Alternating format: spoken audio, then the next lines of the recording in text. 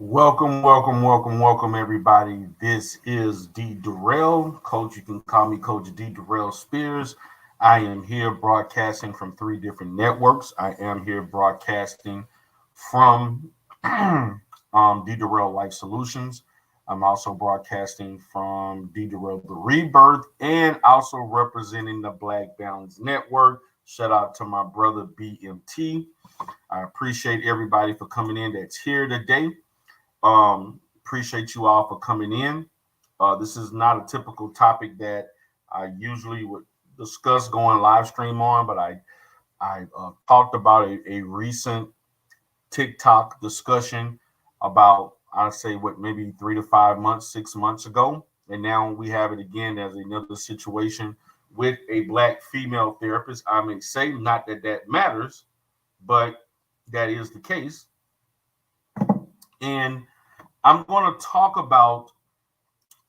I first want the public to understand, as a licensed clinician, I am sitting right now at my clinic in my office, and I am working. I'm going to go live for about maybe 45 minutes to an hour and a half today, Um, being that I have a very lax day on a Friday, and I don't really have any clients until later on this evening. So I want to take my time to discuss the viability of Black therapists, period. Okay. And for those that did not like my somewhat assessment of the latest TikTok therapist who stated, and I'm going to correct myself, she did not say Black men, she said men in general. To a lot of people, that matters.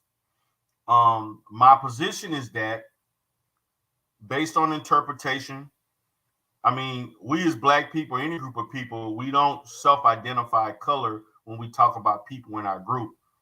We do that for people who are not a part of our group. You know, I'll say, hey, this is an Asian man, this is a Hispanic man, this is a white person. We don't pretty much do that for ourselves most of the time, unless we want an understanding of who someone, whether they are Black or not.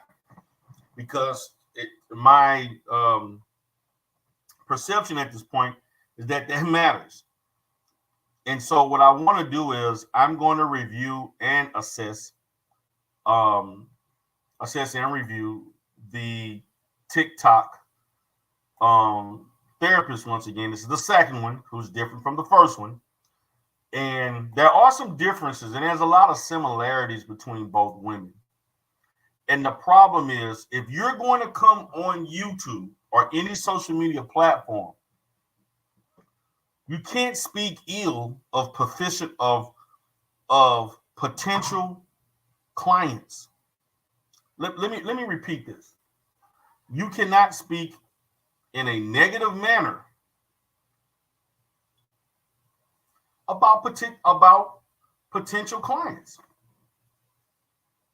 What's up, Dante Adams? What's up, brother? Appreciate you for coming in. He said, "What's up, Drew?" Appreciate you for coming in. And so you cannot. That is harmful to the field, and is also harmful to to your profession, whether you have a private practice or not. Now, in a private practice, you have the freedom. You have the freedom to select who you want to work with or not.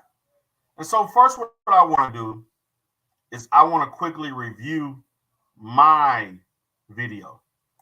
Okay, I'm not gonna play the whole thing. Okay, I'm just gonna give you perspective of where I was coming from when I created it, because I'm not getting into any gender laden argument with anybody about this. I'm strictly coming from a professional standpoint based on what she stated, not what I didn't create the video. I don't go online saying I don't deal with this segment of the population, because I'm trying to deal with every segment of the population just as they are. You can pick and choose as you progress, or once you start your own private practice, you can pretty much decide who you want to treat and who you don't. Okay? And to me, most therapists that I know that don't choose certain populations is because of their inability to effectively treat. It's not based on biasness and personal issues. Okay? So I'm going to play my video first. Okay? And then I'm going to go along the way. Hey guys, how you doing? This is D Durrell with D Durrell Life Solutions. Today I am broadcasting here from my vehicle, just provide quick video, kind of talk biasness or the lack of biasness, which is more or less what may be presented in a counseling relationship, in a therapy session. So the reason why I'm talking about biasness and I'm talking about transference and countertransference is because there has, over the last year, have been two Black um I would say,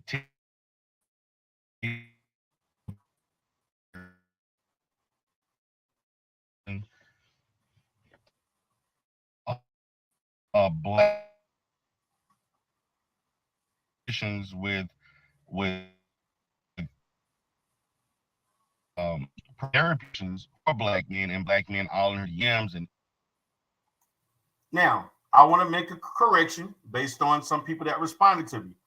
She did not specifically say black men, she said men in general. But based on common sense and interpretation, my perception is that she was talking about black men. I could be wrong or I could be right, but it's no way that in watching that, you're going to think she was not talking about black men. Now, am I going around crying and whining and playing a victim? No, I'm not. Am I going around complaining? No, I don't, because I'm operating doing my thing. I don't have time to think about other therapists and what they got going on. What's up, Miss Queen Sunkiss? Glad you're here. I don't have time to worry about somebody else's practice. I got my own shit going on in 3 different cities.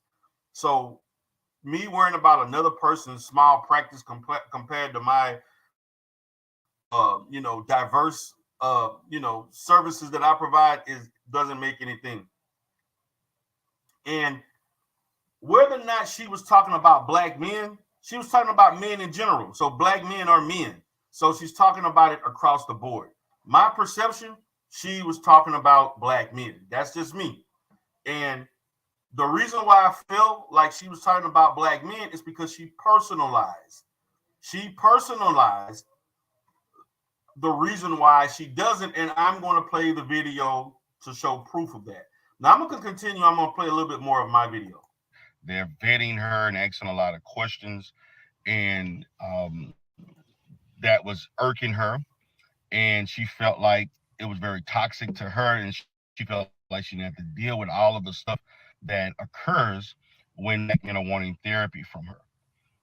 I want you all to keep in mind that I do think in her position, her best choice was to not provide therapy for these guys because of her biasness and because of maybe her lack of skill. That's not necessarily talked about.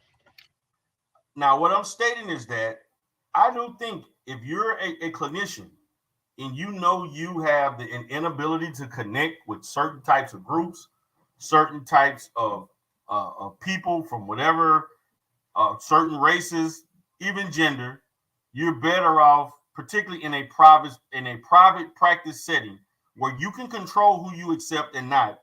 You have the right to do that. Now, if you are working for another company or a public institution, you will not have that ability to make those decisions.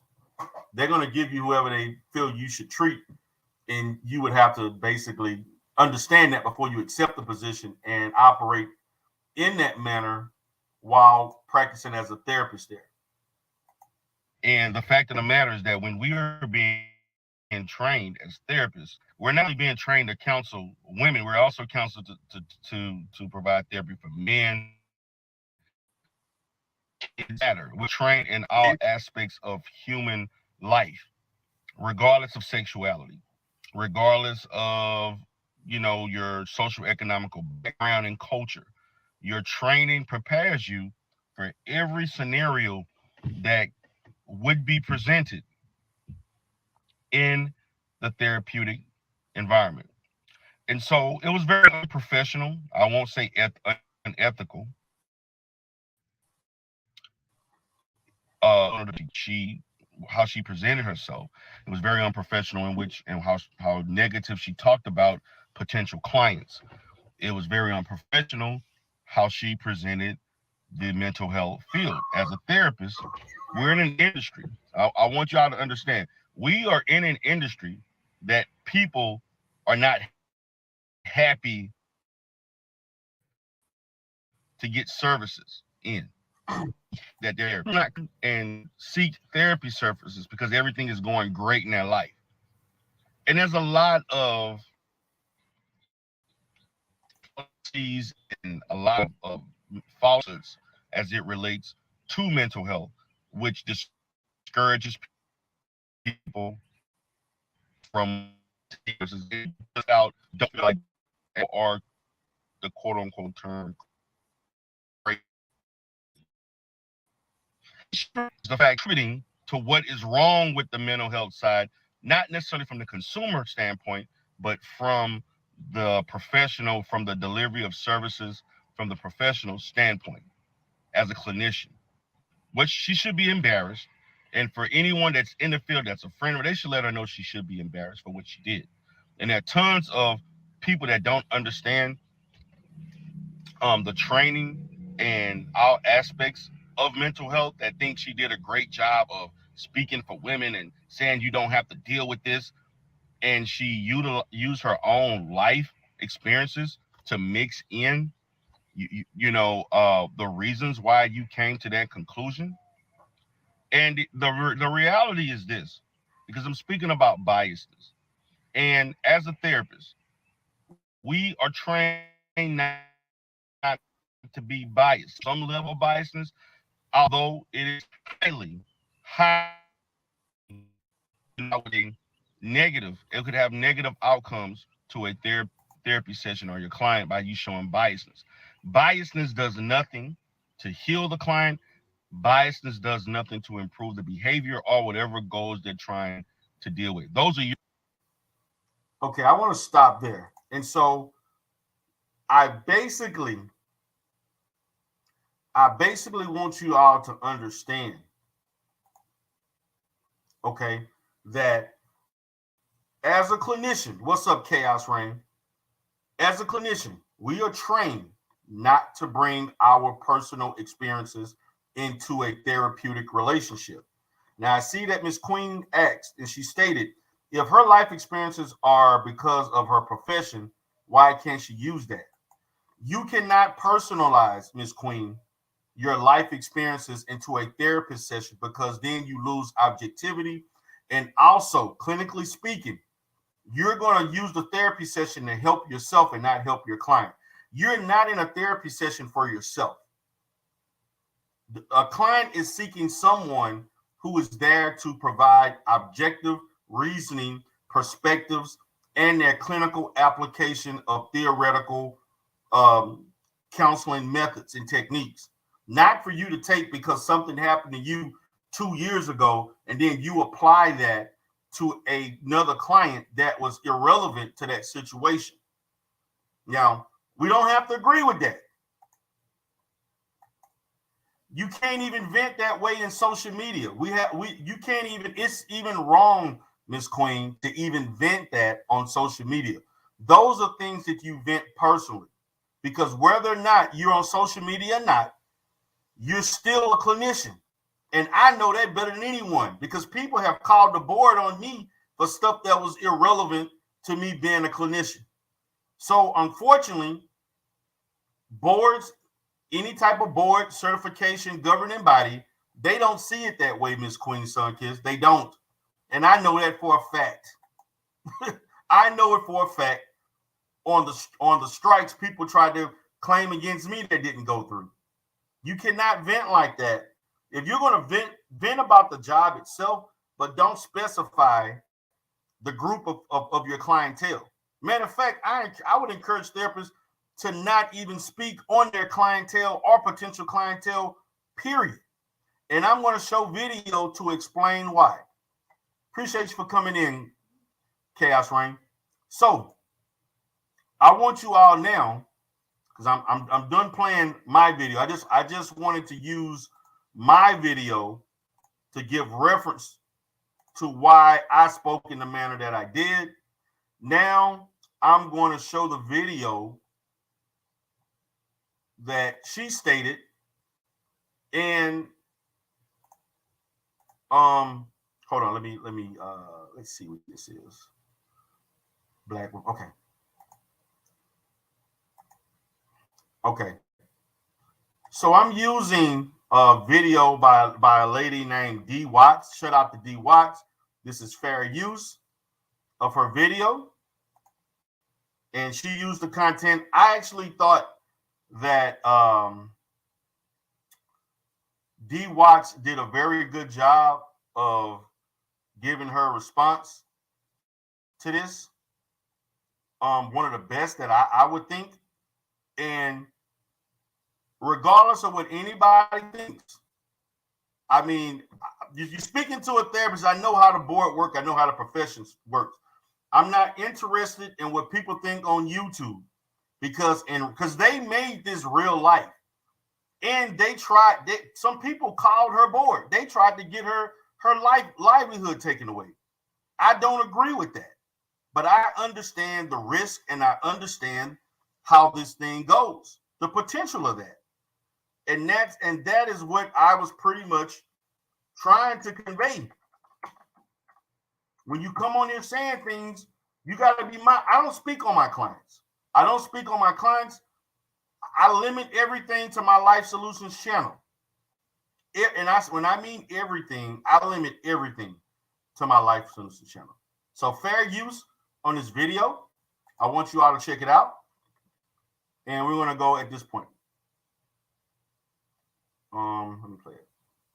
Decision to take her own mental health into her hands. Take a listen. No longer seeing abandoning me to prove do for me nothing. There's absolutely nothing that I can do for you. Go find somebody else. Go play with somebody else. I'm not the one. Okay, I want to stop right there because it's going to take me a while to get through this because I want to clearly dissect this to help you understand.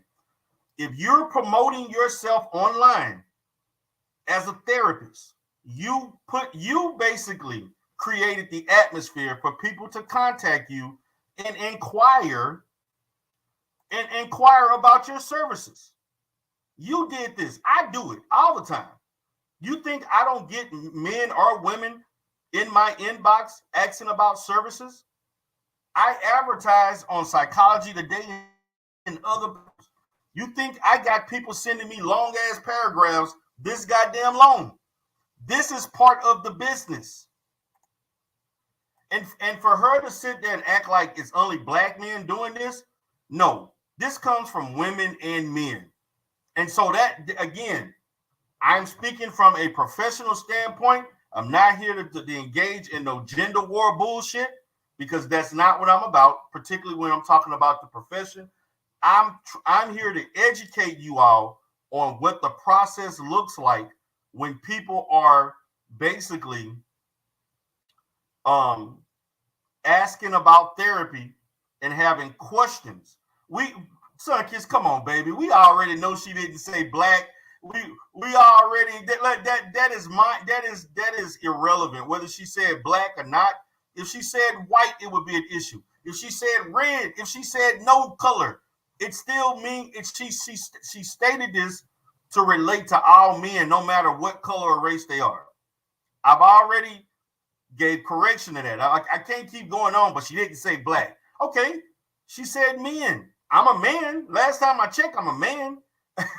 What difference does it make? The bottom line is that it is perceived as such. It is perceived as such. And the bottom line is that you cannot, as a clinician, go online and say whether it's men or women. If it was a woman, female therapist, who stated, if it was a female who stated, I can't treat women. If it was a black female, which I actually know black female therapists that prefer treating men over women. I stated this and alluded to this with another content creator from another sector about the fact that there are women therapists who prefer to treat men over women. Then there's those that don't mind, and there's those that prefer to treat of the same sex. So as a clinician, gender differences, race differences, cultural differences have no place in the therapeutic relationship. It should be used in a sense. That's why you take multicultural classes and multicultural counseling and diversity so that you can weave those things out of your system once you're in the therapeutic relationship. She, on the other hand, basically took it upon herself to point out that she can't deal with men clientele. These men are coming to you just like any other client does, asking questions. A consumer has the right to vet their potential clinician.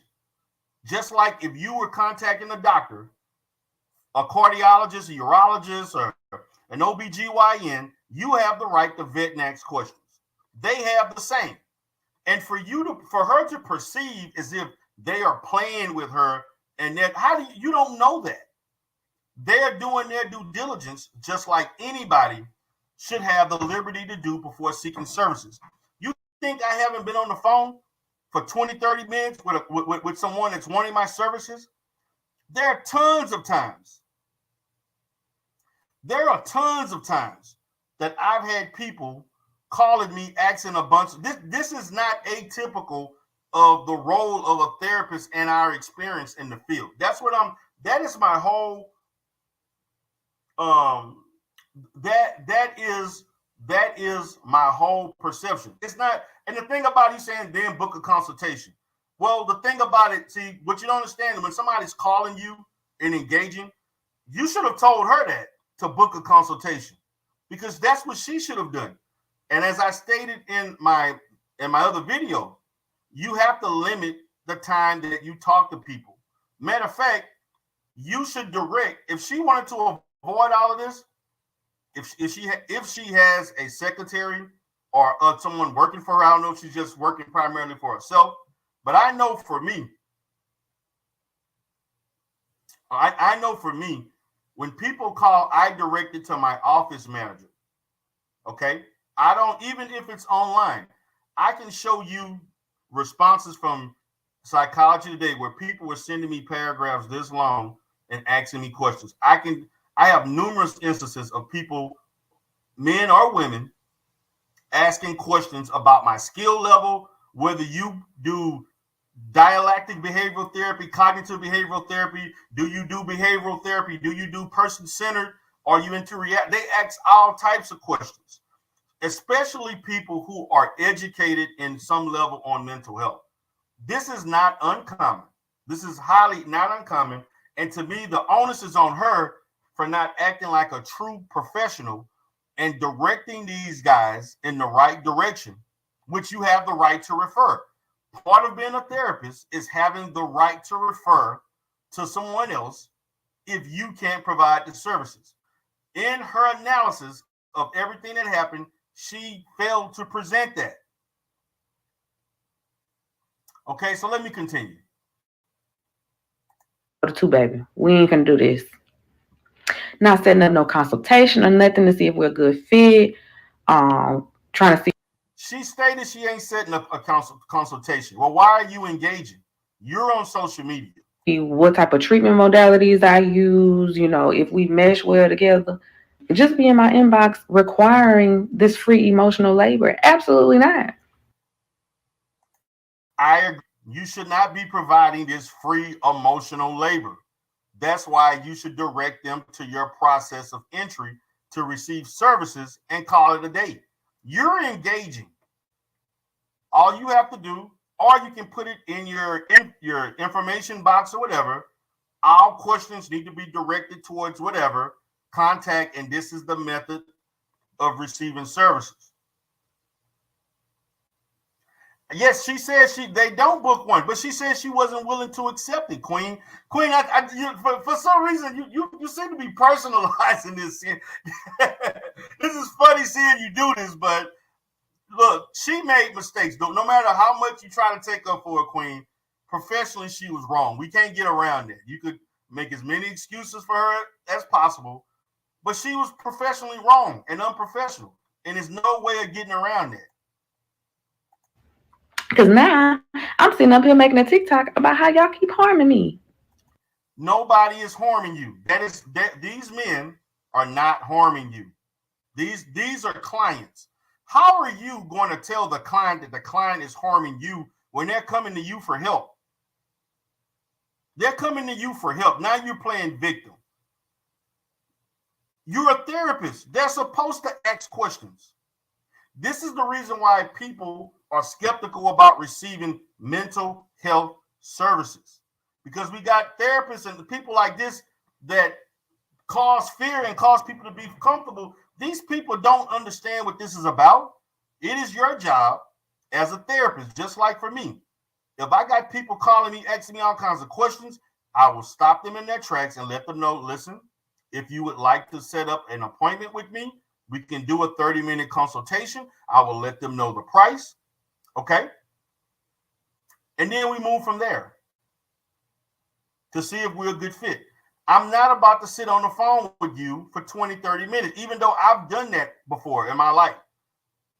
And I had to stop. And no way, no one is harming you.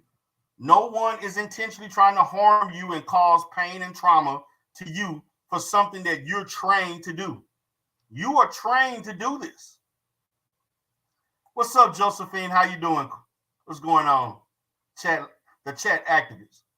Listen, I don't agree with people trying to take her livelihood. I don't agree with people trying to harm her or saying all this stuff about her. But I am going to hold her as a therapist. I'm going to hold her accountable. The fact that you went about this in the wrong manner. She actually went about this, and there's no way of getting around this. Doesn't matter. You're there for the client. The client is not there to make your life easy. Being a therapist is a highly mentally draining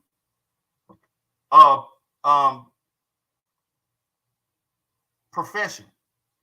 It's mentally draining. You're doing a lot of emotional, mental work that not only can be exhausting to you, but also to the client that's seeking a therapist. That's seeking the therapy. As a therapist, that is like professional suicide to blame your clients for your failure to treat them or to act a professional in the process. Yes, I can tell her that she's harmed. I can tell her that you was not harmed by people asking questions about whether or not you what type of therapy or whatever they're trying to do, because as a professional, you're supposed to direct and guide the process. Your failure to do so is not on your client. Your failure to do so, it doesn't matter if they're the client or not, potential client. That is your responsibility, not the client's responsibility. But let me continue. Cut me. I don't need to be. First of all, the client is not there to help you. You're there to help the client. What? Why would I seek a therapist? Why would I seek a therapist to help the therapist? Help me understand. Why would a client? This is asking. Why would a client seek a therapist to help the therapist?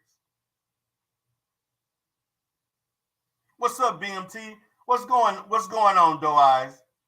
That makes no sense. And I know that people can try to make excuses for her all the way around, and there's no excuse for what she did. You can say, oh, they're not your client, or she was venting, she was doing this. Well, there are better ways to vent. She chose the wrong way to vent, and that's just the facts. Let me continue. Working with you because you activated my nervous system. See, I already know that, and I know we're not gonna do well together. See, here go the biasness. You're activating my nervous system. I know we're not going to work. How do you know? The problem is not the client or the potential client. The problem is you. You have issues because you have personal issues that you're bringing into therapy, which is a no-no.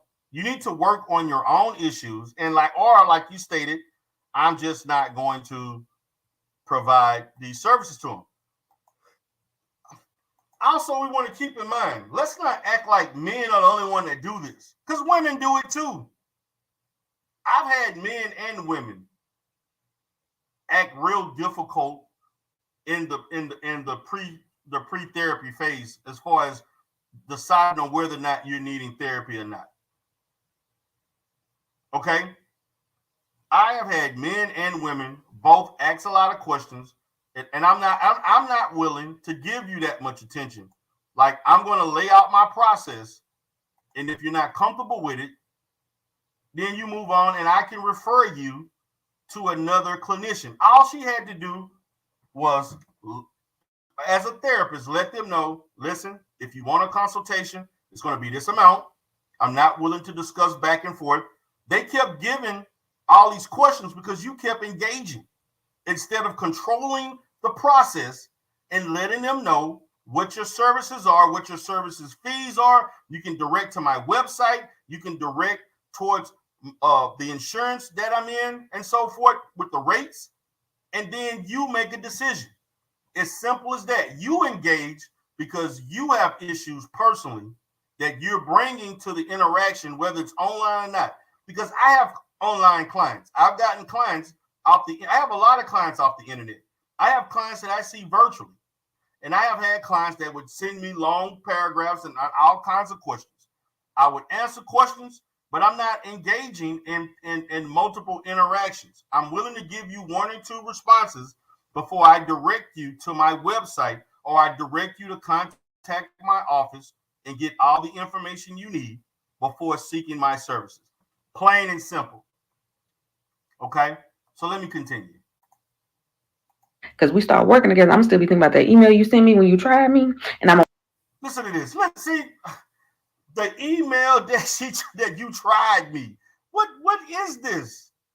A client is not trying you.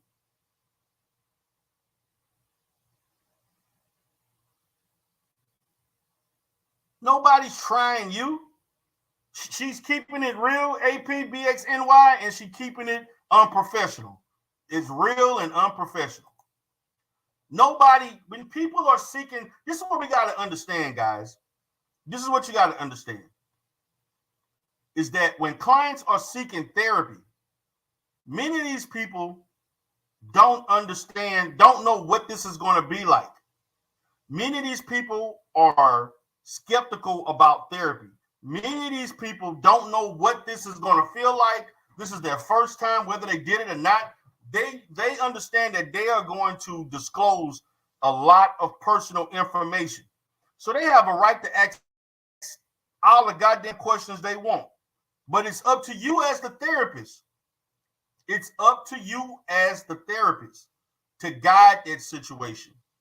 And if you see that it's not, it's okay, APBXNY. I'm just stating. I'm just stating. Yeah, it is funny. Yeah, it is. Yes, what's up, Yellow Rose of Texas? Yes, the way she did stuff, she was speaking like she at home around her family and friends.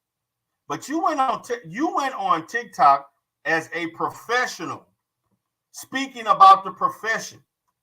That's a difference. It's a difference. Let's say she's a therapist and she spoke about any other topic. I wouldn't even have nothing to say. But she is speaking about the profession. When I speak about the profession, I don't act the same way I speak when I speak about other things. When I speak about the profession, I'm serious. I'm in therapy mode. But let me continue, like I am today. I want my lead quiet and good. So I'm just not gonna see y'all. Find somebody else to do it. Find somebody else to do it because I don't deserve that. I have been harmed enough for a lifetime. I don't need to harm my clients either. Listen to this. This is how, for people that want to say, "Well, D. Durrell, how you know she's talking about her life? How you know she not talking about her life experience?" She just stated it right there. I have been harmed in my life, a lot in my life. So what other conclusion can we draw from that? She stated this. What does you being harmed in your life have to do with the client that's seeking your help? Seeking you to help heal them and help them reach other behavioral goals and so on. Everybody's been hurt with something in life. You are personalizing and bringing your biasness and your whatever trauma you may experience in your life into the therapeutic relationship. That's a fact. You can't do this. your personal life. Listen, I do marital therapy all the time. You think because I had an argument with my wife, or me and my wife had an issue, I'm going to bring that into the therapeutic relationship, or I'm going to necessarily act a certain way because me and my wife had an argument? No, I'm not. Because what my experience is irrelevant to my client. A good therapist, okay? A good therapist would know how to departmentalize that. We are trained to do this. This is like entry level, skill level of understanding how to departmentalize your feelings. Now, sometimes some things are more difficult than others. Okay.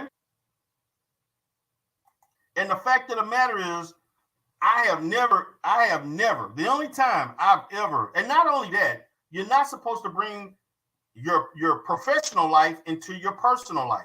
It goes vice versa. It was only one, I've only had one experience in my lifetime that led me to have difficulties functioning at home. And that's when I had a client that we don't know if she killed herself or overdosed. And that stuck with me for a while, for the fact that that client actually reached out through a crisis hotline that I was on, and I was trying to seek help for her. And then we found out 2 days later she died.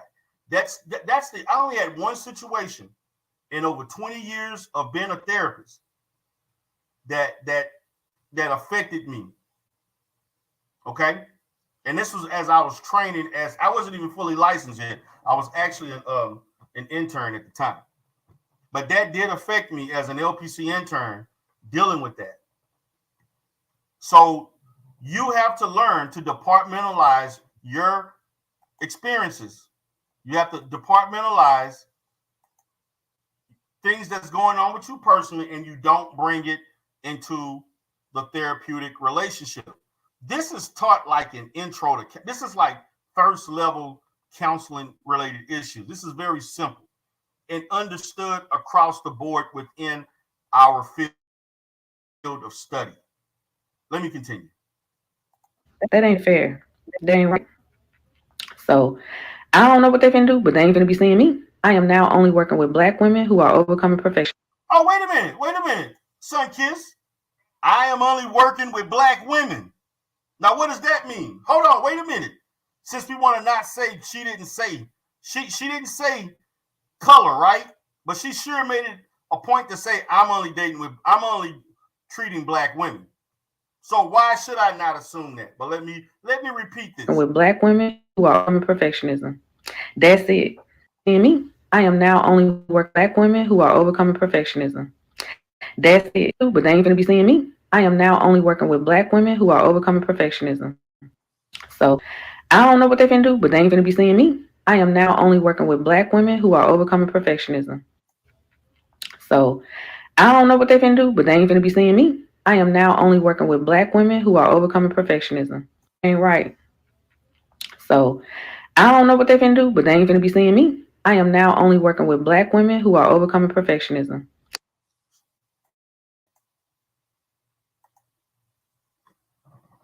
May I rest my case?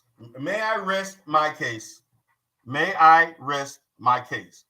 That in itself told me her ulterior motive. That was her motive, to make it be known. To make it be known what she's all about. So for me, so you expect me not to believe she wasn't talking about Black men? You expect me not to believe?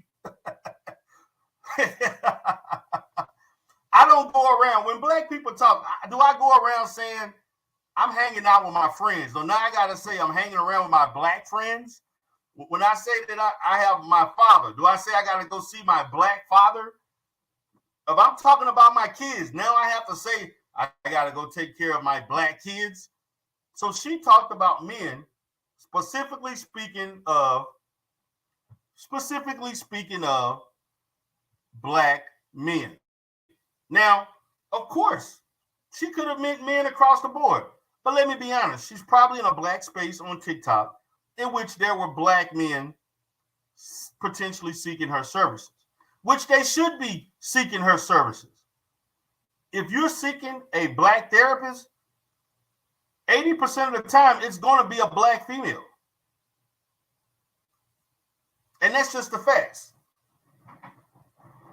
Black men make up less than 6%. Make up less than 6% of the counseling field. Less than 6% of the field. So yes, Queen, it doesn't matter if that's your client or not. You're engaging. You keep saying that, but it does matter. I keep telling you, professionally, it matters. You keep bringing this up. Professionally, it matters. It matters how you treat people who are seeking your services. You're a professional. This is ridiculous. I gotta keep repeating this, but let me go. Let me say this one more time. One more time. But they ain't gonna be seeing me. I am now only working with black women who are overcoming perfectionism. She's only working with black women who are overcoming perfectionism. So I guess that's women who are overachievers, women who are stressed with work, trying to do this, trying to help everybody except themselves. No, she's not in trouble. She's not in trouble. I hope she's not, but she did say some people tried to get her in trouble, which I don't approve of that. I don't think that this video warrant all of that shit, but she's not in trouble. She should not. I hope she's not in trouble. I don't wish that on anybody, especially as a person who's been through that myself. That's it. That's it. We ain't doing nothing else. And I ain't got to do nothing but stay black and... Oh, but you reference, wait a minute. But you're referencing being, but now she's referencing being black again. But it ain't about black men. But you're referencing about being black women, treating black men. You ain't got to do nothing but stay black and die. But you're not talking about black men. Okay. All right. Come on, guys.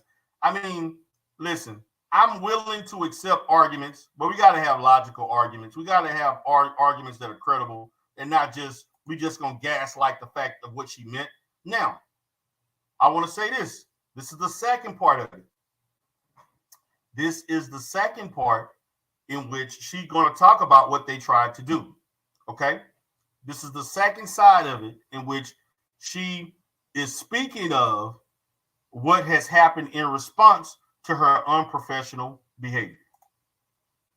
She did a follow-up video explaining what they've been busy doing since she made her announcement. Take a listen. So let me get this straight.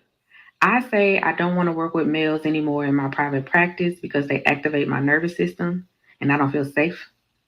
And their response is to threaten to unalive me. Okay. Let me say this. You don't feel safe. Okay. So why should a client feel safe?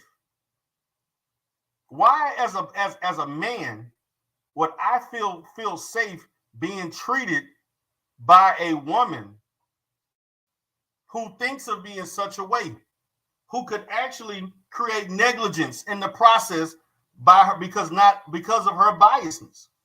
You're the therapist. You're the professional in this. Fair use, not the client. How the hell you as a therapist are going to try to disparage the client or the potential client who is seeking help? This to me, it actually is frustrating because I understand.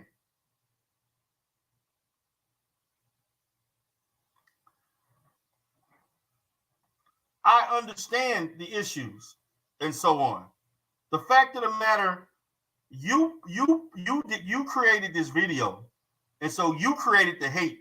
People inquiring about therapy is different than, and these clients are not attempting to traumatize you, to try to make you feel as if you did this wrong. They're looking for help.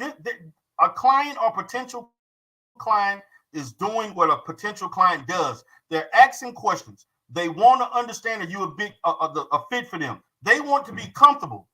It should be about making the client comfortable, not making yourself comfortable. You should be thinking about the client. You're thinking about yourself. That's a problem as a therapist. And for someone like myself who engages in person-centered therapy, which the focal point is making things, you're being of assistance to the client. The client is not, and I'm going to repeat, the client is not there to make you comfortable. And I'm going to say to any therapist on there, please don't get on YouTube or any social media complaining about the clientele or the potential clientele that you are seeking, or they're seeking you, because you're going to make yourself look just like this woman and the previous TikTok therapist who made herself look foolish. And anybody in the profession would say this. Anybody in the profession would say their sentiments would be very similar to mine. Any competent therapist, I may say. But let me continue. By threatening my livelihood, saying that there's groups of y'all that are reporting me to my licensing board. Let me repeat that. They're trying, I don't agree with this. I want to say this wholeheartedly. I do not agree with people contacting her licensing board. I know how that shit feels. Even though they were frivolous claims, I don't agree with that. Her behavior does not warrant a strike on her license because what she did was not unethical. The way it would have become unethical is if she talked about her mistreatment of a current client that was actually a man. Now, if she talked about mistreatment of a client that was a man, then that would be different.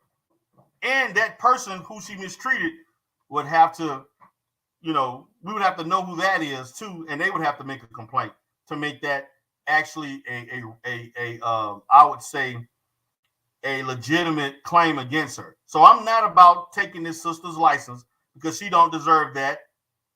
And I don't think that people should be threatening her and saying all these bad things. I don't. I'm here only for corrective measures.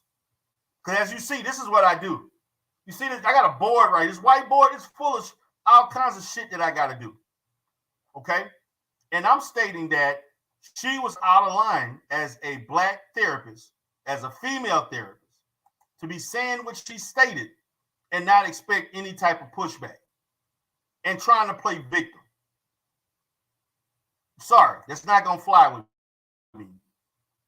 Because I don't want to work with y'all.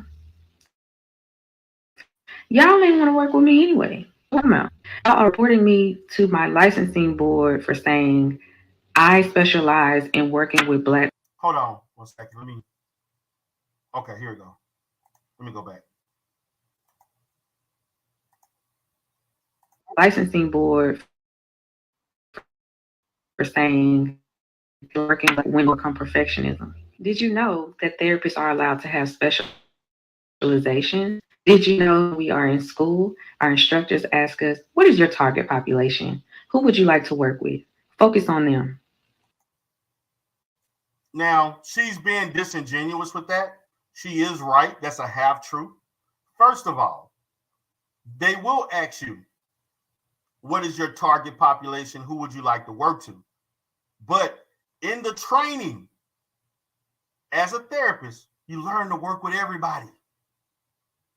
You don't distinguish between your targeted, just because you have a targeted population, don't mean you're not qualified and shouldn't be trained to treat other people outside of that target population.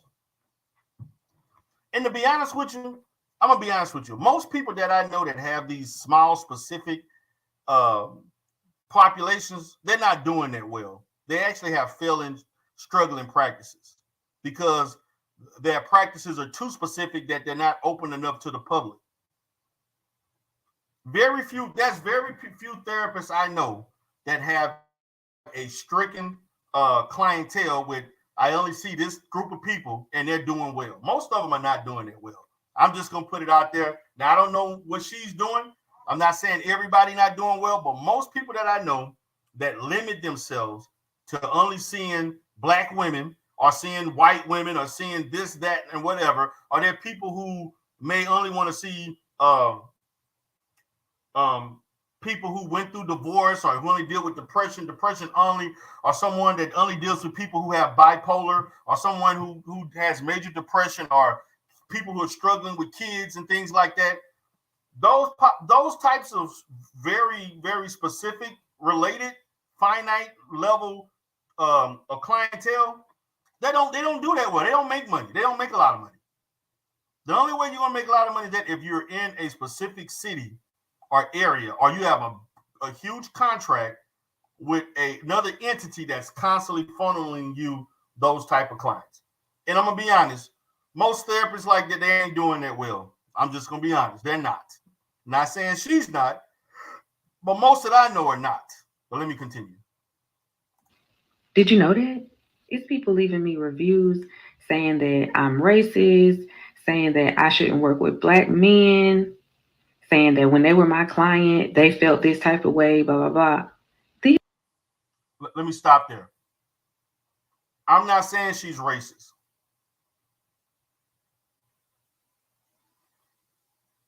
I'm not saying she is not racist. I don't think she said anything racist. You can't be racist. I'm hoping as a black woman you're not being racist towards black men. I'm not going to even say she's sexist. I'm just going to say she's frustrated. The issue is not sexist racism. The issue is the fact that you have personal issues that you clearly disclosed or talked about or insinuated in your video that shows that black males have hurt you throughout your life. Therefore, it's hard for you to put that aside to treat men in general. That's what I'm hearing from you. That's what I'm hearing from you. And that poses a big problem in the field of psychology and counseling. These folks have never even seen me. I don't know. Y'all just sitting lying on me. Why would you do that? They're calling my business line unalive me. No one lied on you. You lied on yourself. You went online to talk about who you're not going to see. I stated this with the first TikTok therapist. You should not, as a therapist, you should not be talking about your clientele specifically, good or bad, particularly in a negative manner.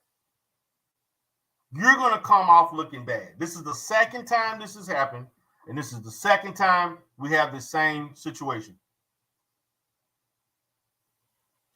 First of all, Ms. Queen, black male therapists are not there strictly to treat black men. Black male therapists are trained to treat everybody. See, we want on YouTube to generalize and reduce black men to only treating black men. No, I'm not just, matter of fact, most of my clients are not men, period. Most of my clients are between Hispanic, white, and black, and some Asians. So we're not going to allow y'all to reduce what we should be doing. I'm wanted everywhere I go. I'm wanted internationally.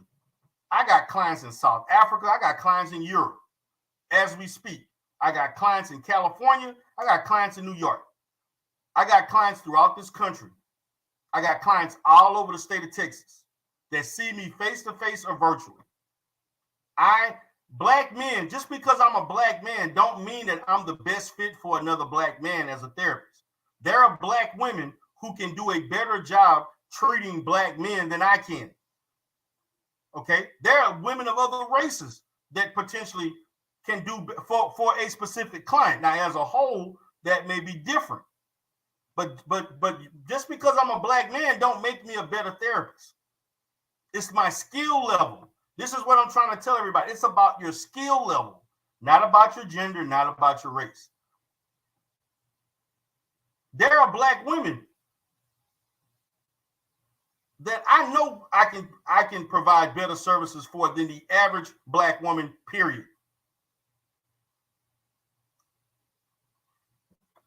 So the fact of the matter is that we don't have enough black male therapists, but just because even if we had enough, it doesn't stop a person from having consumer choice, and it doesn't mean that a black man is going to automatically want to select a black man.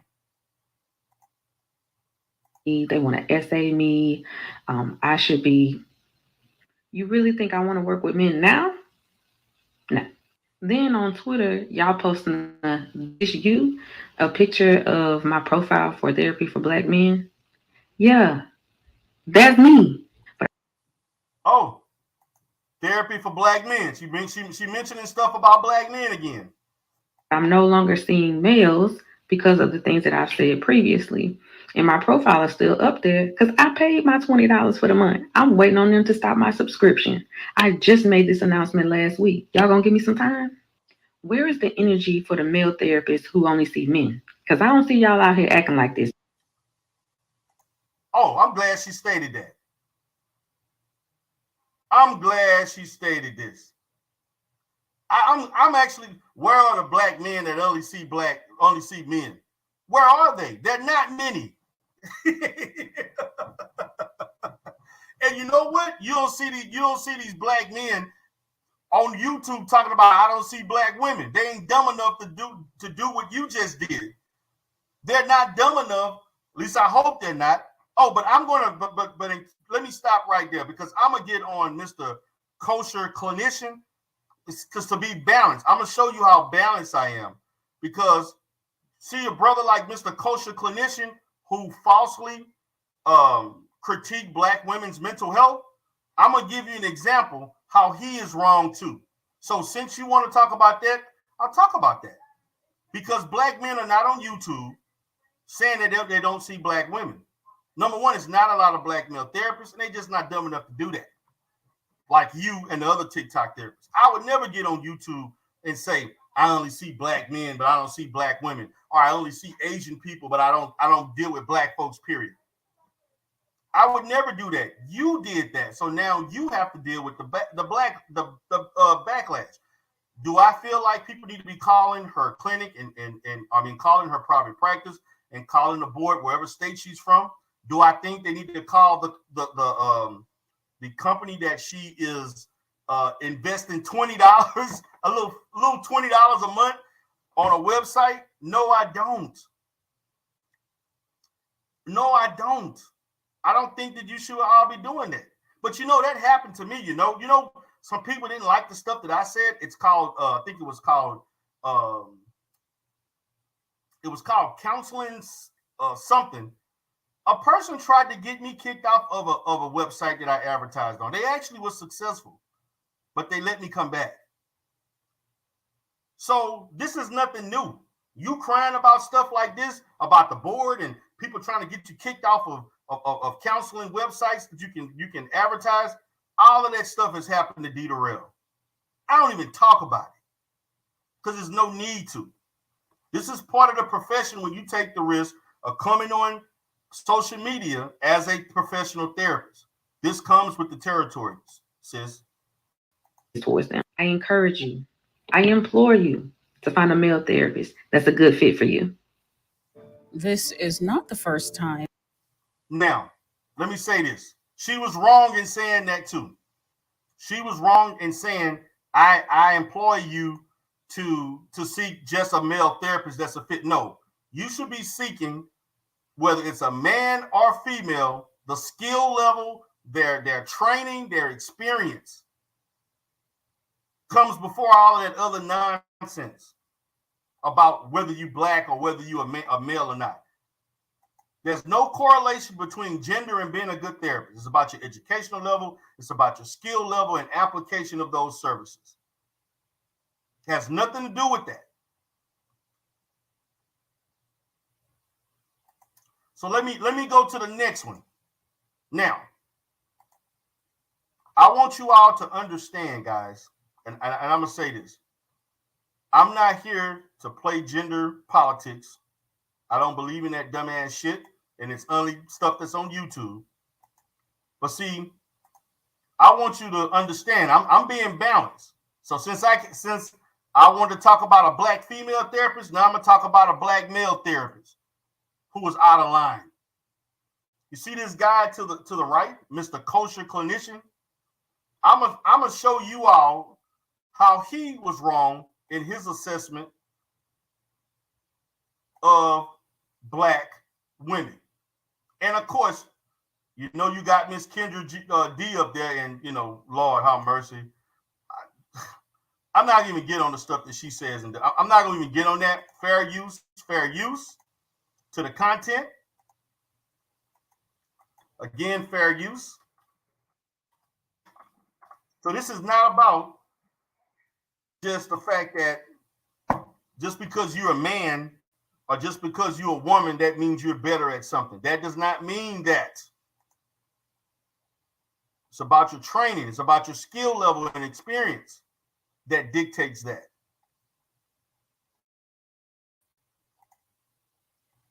I want you all to understand in the field itself, and yes, there have been situations where I was not safe around other men or women.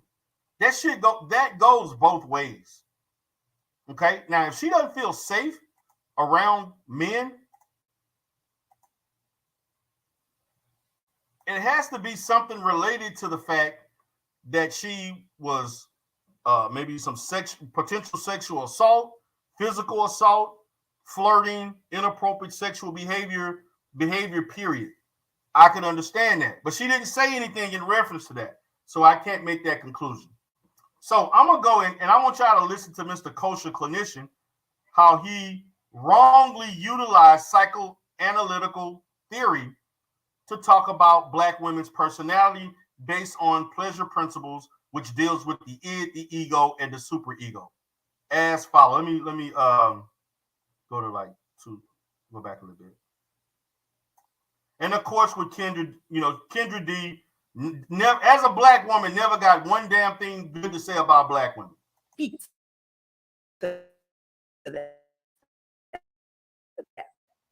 No doubt.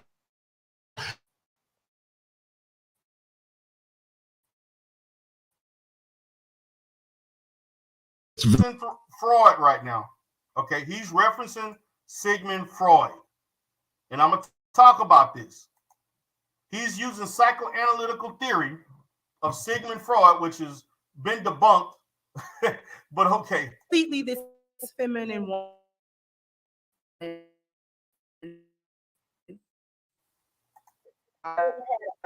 Understanding men, like, and I'm tearing up me and stuff because he said something like I never had. So now I can truly flourish in it.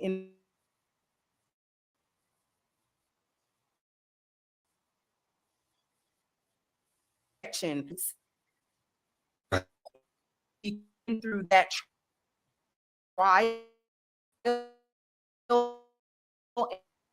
Everything you're saying is very, very profound, and it's also consistent with what I wrote down. Consistent with what Freud talked about from the psychoanalytic theory model. He talked about, once again, id, the ego, and the super ego.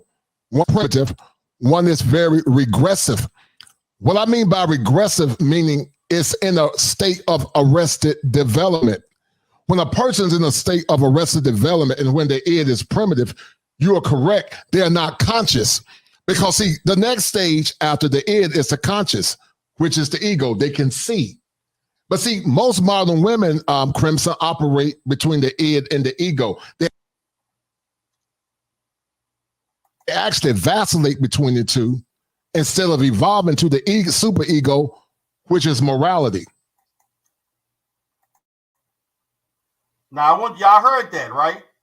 Now, he was grossly incorrect. Okay, first of all, when Freud created psychoanalytical theory, he didn't have modern women in mind. Second of all, Freud didn't even have black folks in mind, first of all, and black experiences. Okay? Freud had nothing, when he created the psychoanalytical theory, it had nothing to do with black folks, and it had nothing to do with American culture. It had nothing to do with the black experience or the black female experience. Okay? You're grossly wrong when you're talking about what was subconscious and the id meant. The id just strictly means, he's saying it's primitive. The id is not primitive. The id is just mainly talking about you tapping into what you think is pleasurable. The ego is the balance between the both, between the super ego and the id. It is who you are as a person, as far as the decisions that you make and the things that you do. The super ego is the side of morality. The ego balances between pleasure and morality, what is good and what is bad. That is a basic understanding of what psychoanalytical means. It has nothing to do with saying that modern women don't have a sense of morality. That's a goddamn lie. And as a therapist, you should never, as a trained therapist, kosher clinician, I have an issue with you miseducating the manosphere and these YouTube streets on psychoanalysis, because that's not what it means. Now, you may perceive it from that perspective because Freud dealt with the unconscious and the subconscious and the fact of psychosocial development. And you're focusing on Sigmund Freud, that was the first theoretical framework to treat people, which most people don't use in its totality. They may use aspects of psychoanalysis. Now, there are psychoanalytical institutes that train in it. But you gave a piss poor summation of what psychoanalysis is as it relates to the id, ego, and superego as far as personality. But this is you speaking on black women as if they don't have a sense of morality, when the black woman was the first teacher of morality.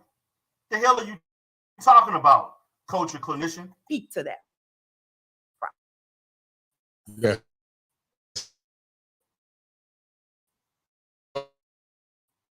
No doubt. It's also what the superego. One is primitive, one is very regressive. What I mean by regressive, meaning it's in a state of arrested development. When a person is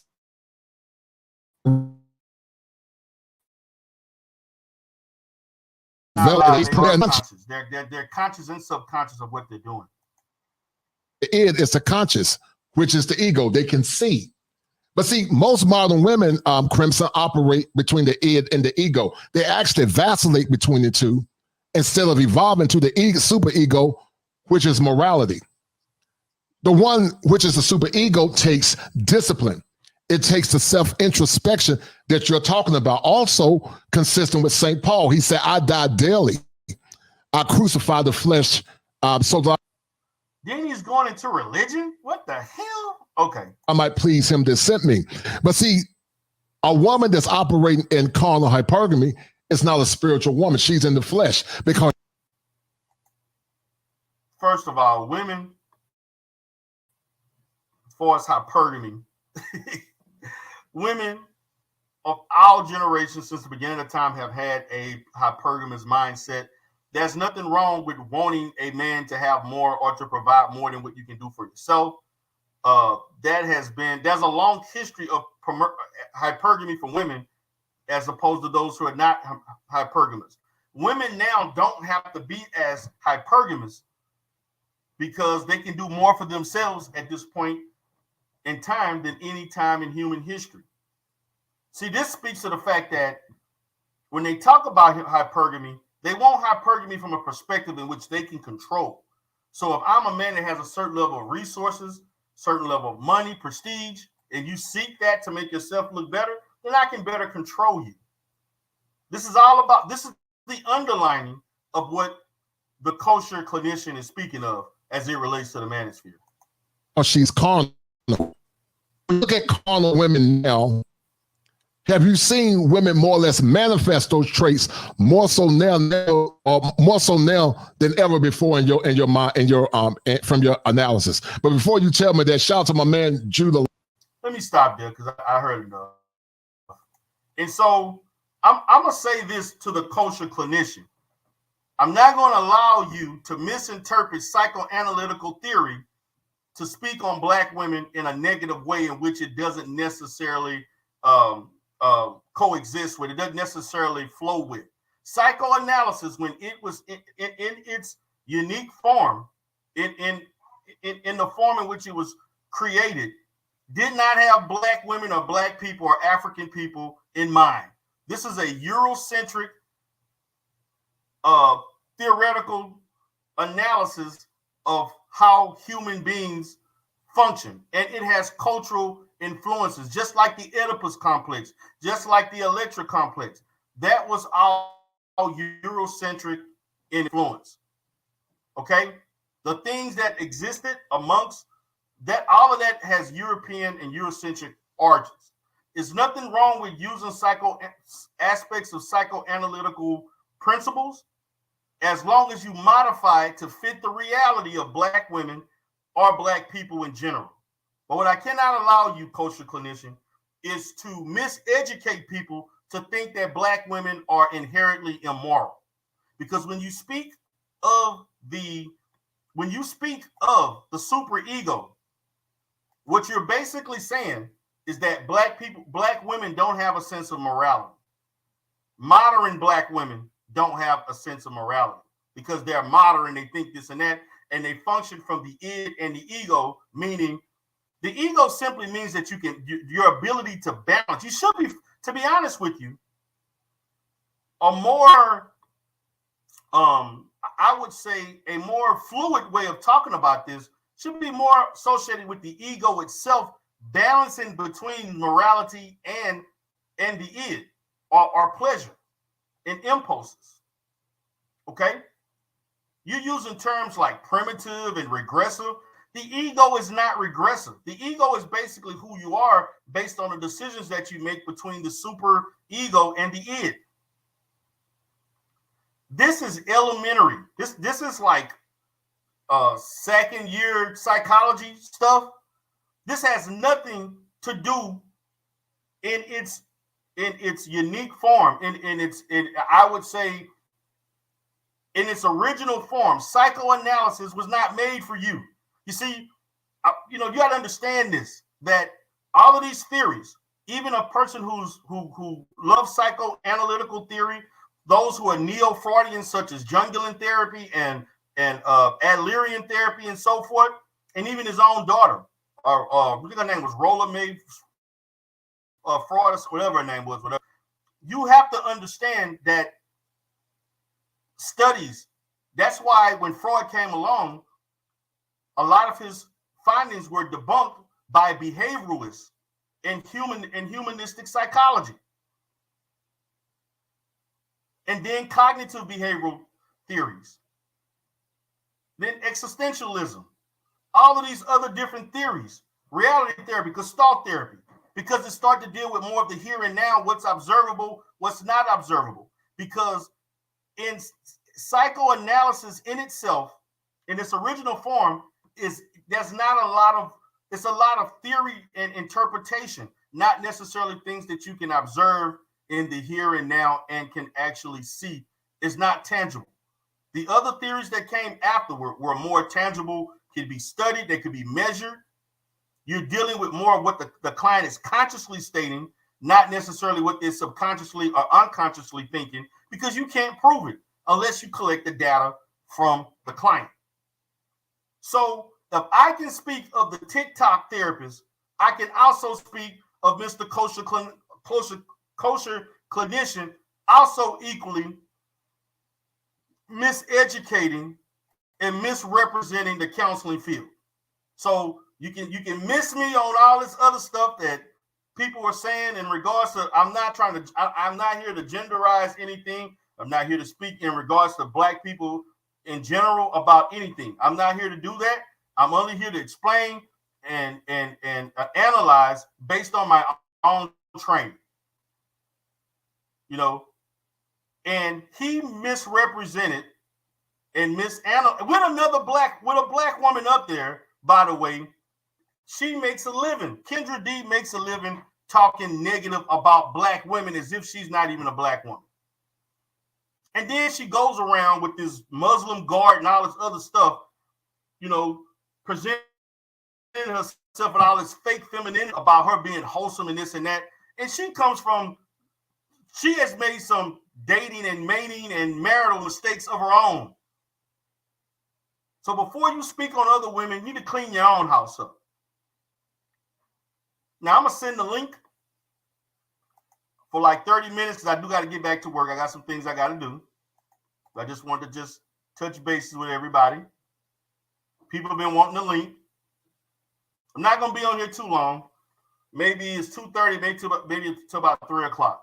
So I spoke in this manner, and I'm speaking of this theoretically.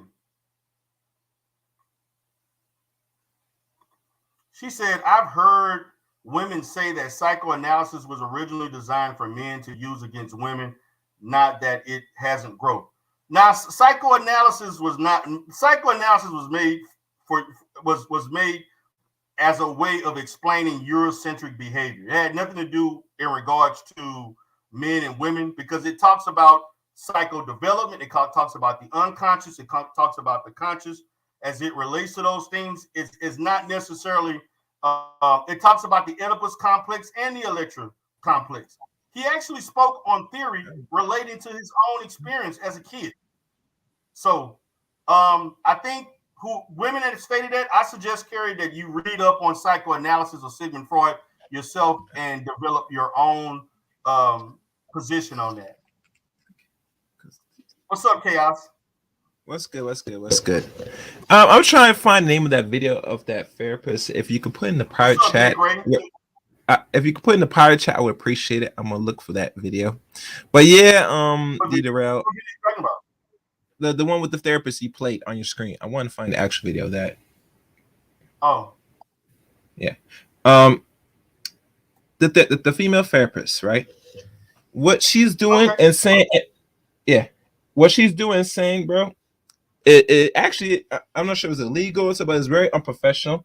And I'm noticing a lot more black women therapists, just like the one in Ohio, it's now seemed like a domino effect. Like they just now feeling more of themselves to express how they really feel on the internet and tell them what they won't do in their profession. And it's become very unprofessional. I'm starting to notice that now. Ever since that female therapist did what she did, now I'm seeing one woman going out like her that's talking about what she won't do and who she don't want to see.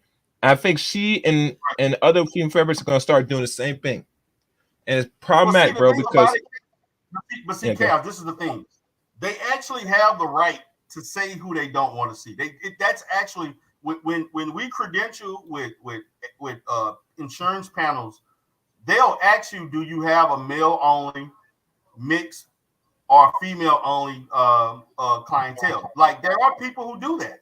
It's a very small, I'm gonna say less than 5% of therapists have a gender specific clientele. Okay, that's not the issue, Chaos. The issue is when you speak negative about the people who are seeking help. You're discouraging people from seeking a therapist. See, this is what they got to say. I want you all to kind of think about it. Just take yourself out of the YouTube gender-related whatever BS. You got to keep in mind when somebody needs help, they're in a position of not caring about that. What they want is help. They're not looking at if you're a black woman. Now, there are some people who are higher functioning that may say, for this issue, I want to speak to a black man or a black woman. But the average client is not going to come in worrying about how you look and what race you are. They're not. Mm-hmm. Okay. And so for you to sit there and tell me a bunch of men are constantly bombarding you for help, well, you as a therapist are responsible for designing how you react to these people and how you basically set up your services. You're supposed to let them know, listen, I'll answer a question. This is my information. You can fill out an intake form, something called our referral form, and I'll get back with you for a consultation or to start the counseling. I'm gonna be honest, this whole BS about consultations, let me be honest with you about this shit.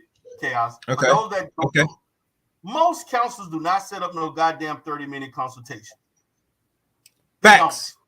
And you don't get paid by the minute. You get paid by the whole We need hour. to stop with this consultation BS. Yeah, you get paid by the hour. Yeah. And we don't do even an hour. We don't even do the consult. What we do, let me tell you what we do.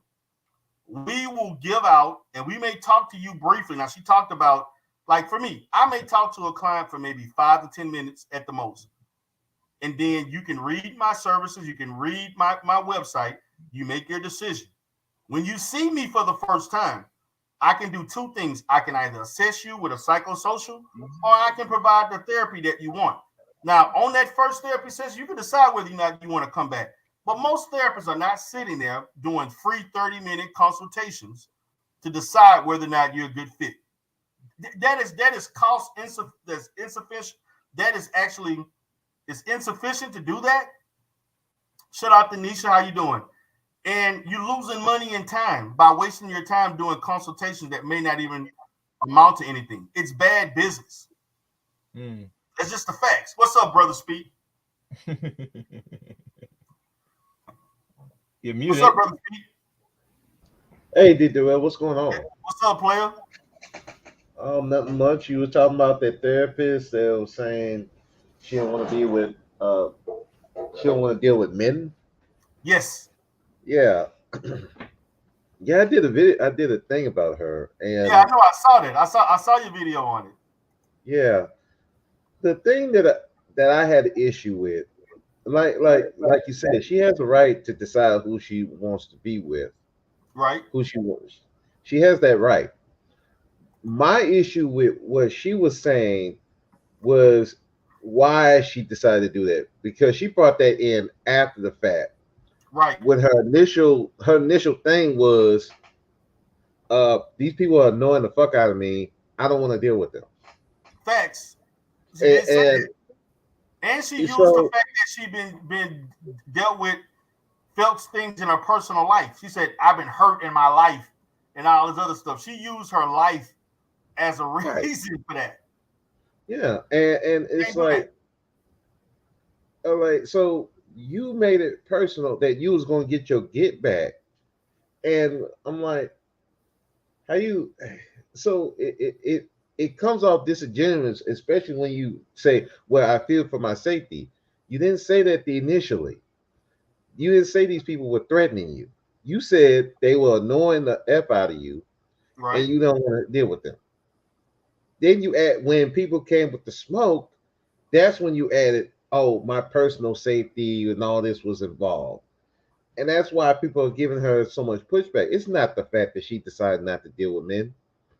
It's the fact that you gaslighting a lot of stuff of what you're trying to give the reasoning. If you don't want to deal with men, just don't deal with men.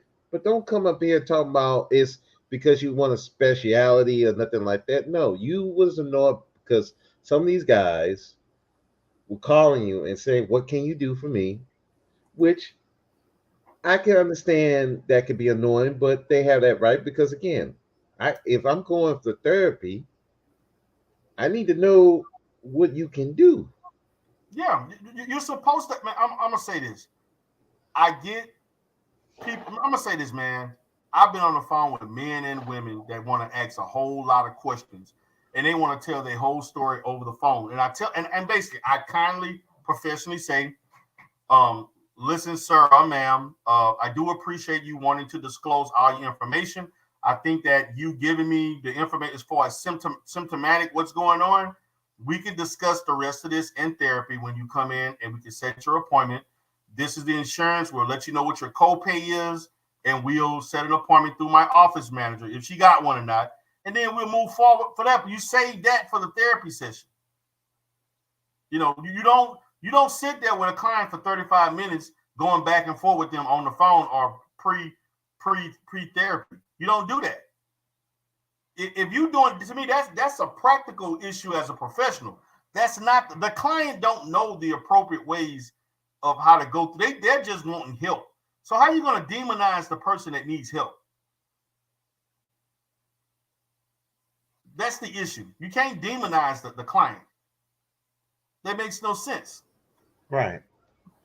And that's what, like, and I said after that, I'm like, if these people were really threatening her like that after the fact of the initial and they start doing that, okay, yeah, those are losers.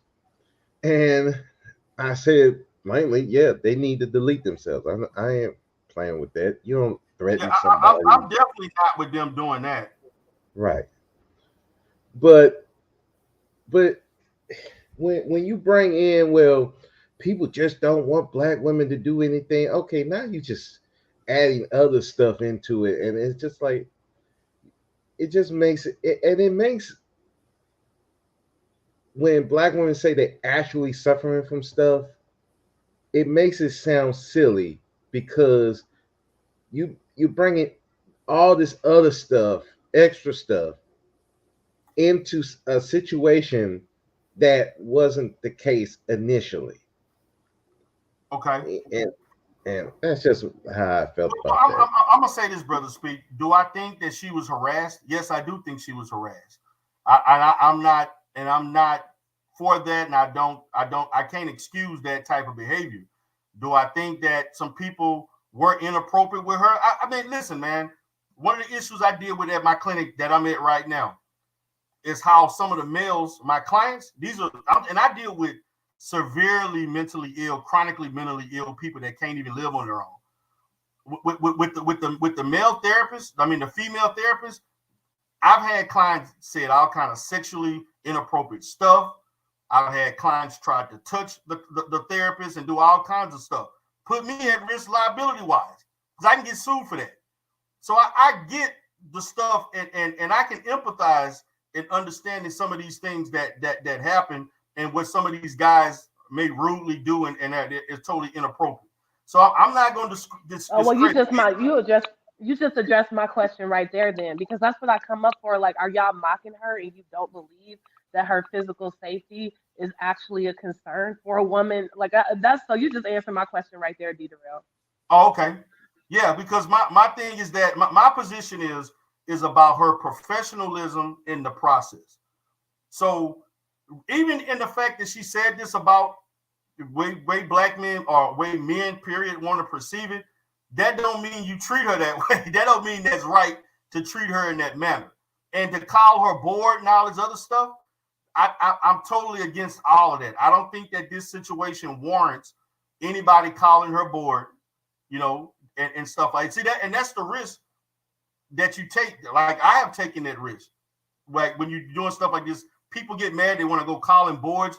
Really much nothing's going to really happen. Even for what she stated, her board is not going to do anything because she didn't cause harm to anybody.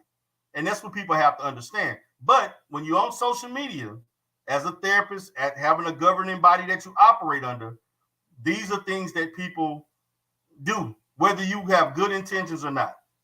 Right. And that's and I said that too. I'm like, nobody would have known about any of this if she didn't put it on social media. If you're gonna put all this stuff on social media, you need to expect criticism, and people are going to take it to another level. That's what it is. Yeah, So if you're unfortunately. gonna, yeah, and that's unfortunate. If she would have just done all this, say, "Hey, I'm not dealing with men no more," and kept it to herself, nobody would have known.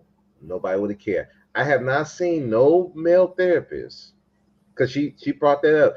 Why everybody don't have a problem when a male therapist say he don't see female clients? Well, I have not seen any male therapist online come out and say I don't see female clients because this, and this. I have Okay. not seen nobody do that. Had Well, I probably if mean, it wasn't done, yeah, she probably would have got the same smoke. you Go know ahead, Karen. the thing that's interesting to me about this, and I didn't understand at first, but I did listen to your last show where you explained why the problem was the way it sounded like she was critical of patients, and so I understand that better now. And Mm-hmm. my whole point was there are a lot of women who are opting out of all types of relationships with men, from romantic to professional, because they just don't want to be bothered and can afford to not be bothered with misogyny and some of the issues that come with just dealing with men. And I think that it's interesting, women in more conservative countries aren't expected to have to deal with men in the way we are in America. And so, my thing was, as a feminist, like, it's important people understand that feminism doesn't mean that people think men and women are the same, because they're just not, right? And the thing I find interesting about this is to suggest that men, professional and otherwise, aren't online giving all types of criticisms of the conduct of women and why they don't want to deal with various types of women is almost laughable to me. I think that it happens so much that it's invisible to people, particularly Black women. But you've heard me make this criticism before, is that I think particularly with Black men, and I'm probably going to get a reaction from this. I don't think that this doctor didn't expect to get a reaction. Everybody does know that speaking out on certain issues on social media will produce a certain amount of backlash. And I actually saw her give commentary about her knowing that people would do that. That My thing is, I think a problem with Black men in general is that they're really not willing to hear any criticism of Black male behavior, no matter what energy it comes from, no matter who's saying it, no matter the context. Like, we're always expected to be caping for the image of Black men and not all men, and saying these kind of comforting statements, that Black women don't have any expectation of that type of protection for our feelings or anything else. And so I think this is just another instance where a certain type of Black man hears a criticism of some of the things women have to deal with dealing with men, and there's just this hysterical reaction to it. That men really feel like, particularly Black men, feel like nobody should ever give them anything but praise in the public sphere, or make excuses for them.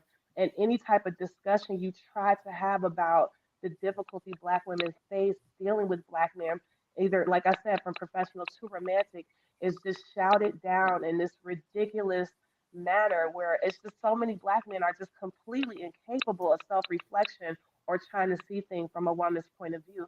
And it's frustrating and discouraging, and it really is why a lot of women are opting out of these types of interactions. Thanks for letting me speak. Well, my response is that I care less about the Black male, the dynamic of what's said on that. I'm looking at it strictly from a professional standpoint, as just as a Understood. counselor, period. Right. Because if she would have said women, I would have responded the same way. If she would have said I'm a woman, that I can't deal with these women for blah blah, Right. I would have given. Did you, just like I just talked? Did you see when I talked about the kosher clinician? No, I've been in and out. Okay, you missed that. He's a Black male therapist in the manosphere that said all kinds of stuff that was wrong. I'll give him equal Oh no, I pushback. did see that. Oh I yeah, just didn't yeah. know his name. Yeah, I saw that. Yeah, Oh I yeah, saw his it. name was the kosher clinician. He was saying Yeah. all kind of stuff about Black women not being moral, have a lack of Yeah, morality and all this other, which is not that is despicable for a licensed therapist to be saying I agree. something like that about Black women. That's crazy. That's almost negligent online to be saying something stupid like that. As now, I'm gonna be honest. Now, what he just stated about that, what we gotta understand, when these guys say stuff like that, ethically, it probably won't do anything, but Right. professionally, if clientele cares and they research, it's going to affect that clientele. If he's saying, if kosher clinician was seeing Black women speaking like that, I would not encourage Black women to go see him as a therapist. Right. That's I would not refer, or anyone else. I'm just saying, because you're not supposed to have those type of stance. Whatever your personal stance is, you keep that personal.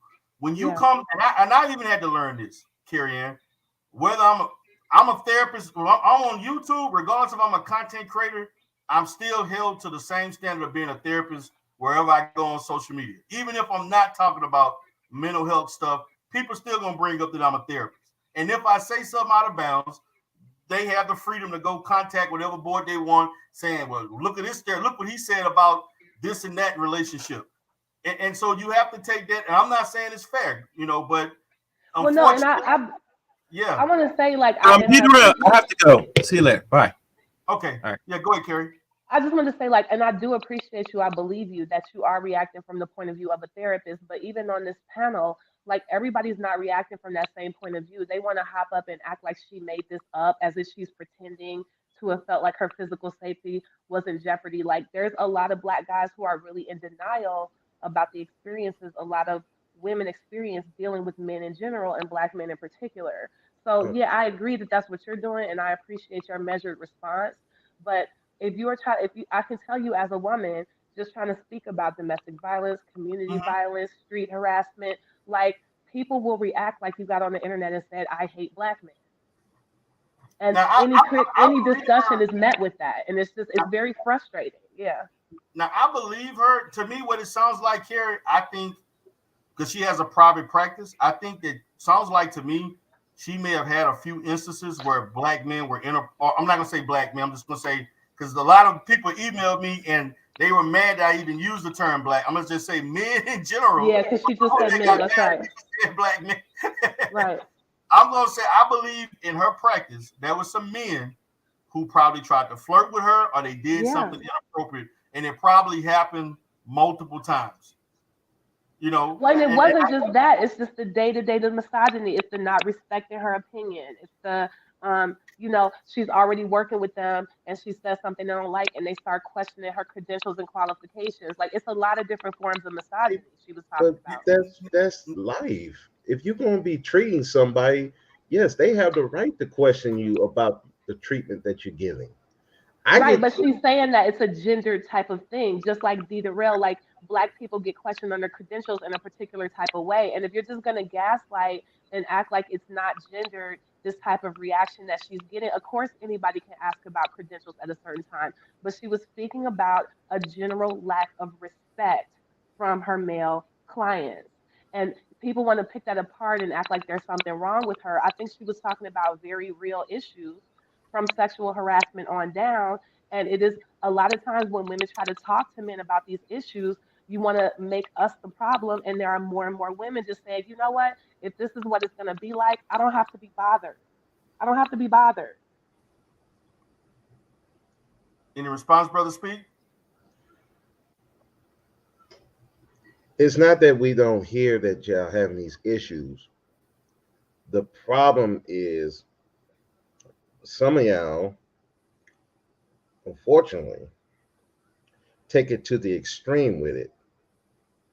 And you it's like, oh, you're not listening to me. I'm like, I'm trying to listen to you, but instead of trying to talk to me, you're trying to talk to me like you're my mom trying to school me on something.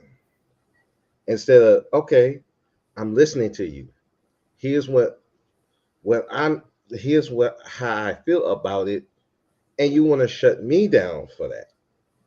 I had that situation yesterday about the whole Michael Irvin thing.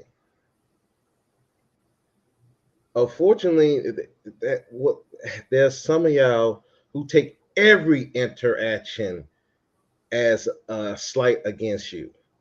Even stuff that would be considered normal interaction is a slight against you.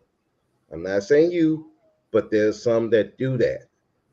When you do that, that takes away your whole argument. Now, guess what? Now, okay, I'm not listening to you at all.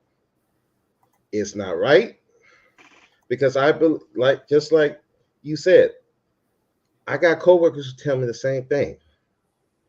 That some of these dudes they flirt. Some of the inmates flirt with them. They don't respect them because they're female. There are some that told them to their face, "You a female. You can't tell me nothing." I've had coworkers who said, "Well, she's a woman. I don't listen to women." I'm like, dude, but she's a supervisor. They gave her that position. Right. So yeah, I so I'm going to respect my supervisor because she got the title. She got it. She went and got it. I don't question that. However, with that said, what I see is that is okay, y'all don't listen to us. We don't I was like, no, we're listening to you, but don't talk down to me like I'm a little child and I don't understand.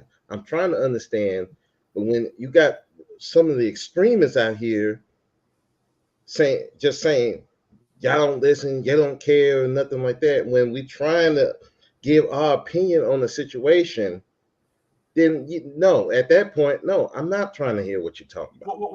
I'm gonna say this, and this is the approach I take with Black women in therapy, and I think we got to understand that when women, and I'm just giving you just a suggestion that when women do express their points of view, whether you agree or not, I think more important is, are you listening and trying to put yourself into their shoes the best that you can, even if you're not.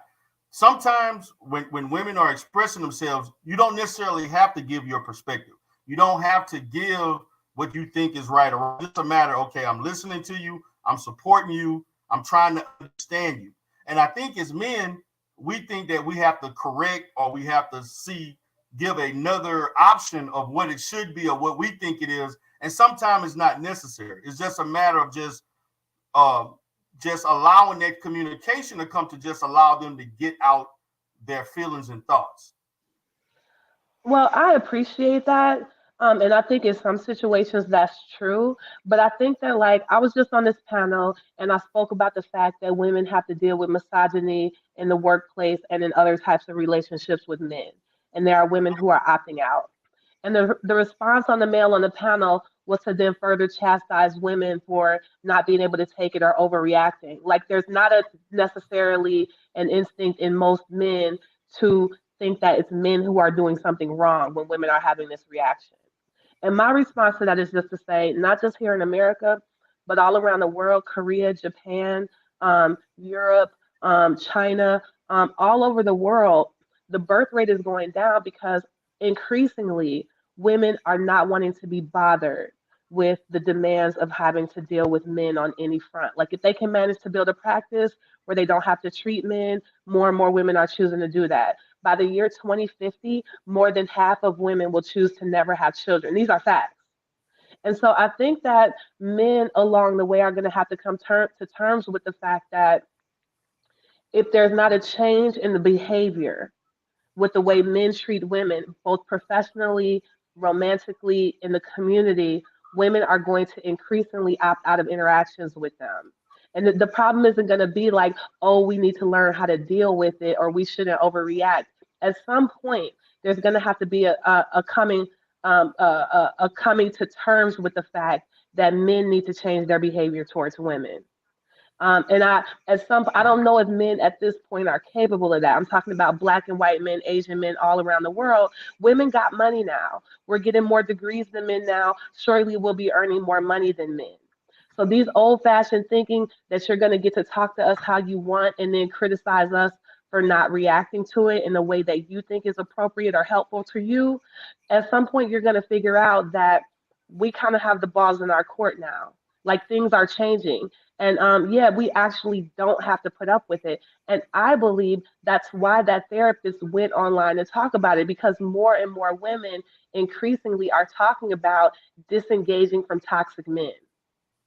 And again, all men are not toxic, but the men who are, go ahead, the men who aren't toxic really need to start talking to the men who are, because women aren't seeing it as our problem anymore to be dealing with it. Okay, so what about that in reverse? Go. I mean, Give me what more. about that? I'm speaking from as far as toxic women with men. Like, I mean, if we're gonna look at it we gotta look at it in its totality. The dynamic goes from Yeah, but one it's side to okay. the other. Yeah, in reverse, women aren't in reverse. Domestic violence is largely perpetrated against women. There is no reverse. Like, women aren't harassing men while they walk It down the is in street. reverse. Maybe not physically, but emotionally. 92%, right? 92%, right, of domestic violence fatalities are the victims are women, right? Right, So they're but I'm not talking about physical sense. I'm talking about from a relationship standpoint. Because if we're talking about the imbalance of men mistreating women, which I do agree to a certain extent, that there is a lot of misogyny in culturally in Western civilization and somewhat globally, but there's mhm. also things that women do that contribute to relationships not working. It's not just No, I yes, don't disagree with that. men do need to learn how to treat women better. I do agree with that, but there's also things that women also, because it's a two-way street. It's both sides of the Right, pendulum. I don't disagree. I'm Okay. speaking on the topic at hand though. I'm talking specifically about women whose solution is just to disengage. Okay. So people that want to keep interacting this and this and this, but what this woman is talking about is a growing phenomenon of women who are just like, you know what? I don't need this stress. Like I really just don't have to be bothered with this.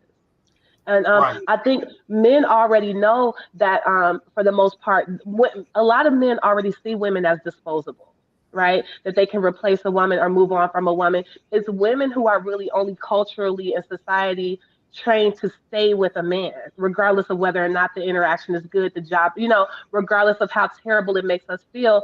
This reaction in society is just what that brother did when I brought up this issue. Like, well, what about when y'all overreact? And it's like, so we're not gonna deal with the fact that y'all be violent and misogynistic. We just gonna skip right to how I don't react properly to it. And I'm just saying, if that's what y'all think y'all gonna keep throwing on us, a lot of women are just gonna be opting out, in my opinion.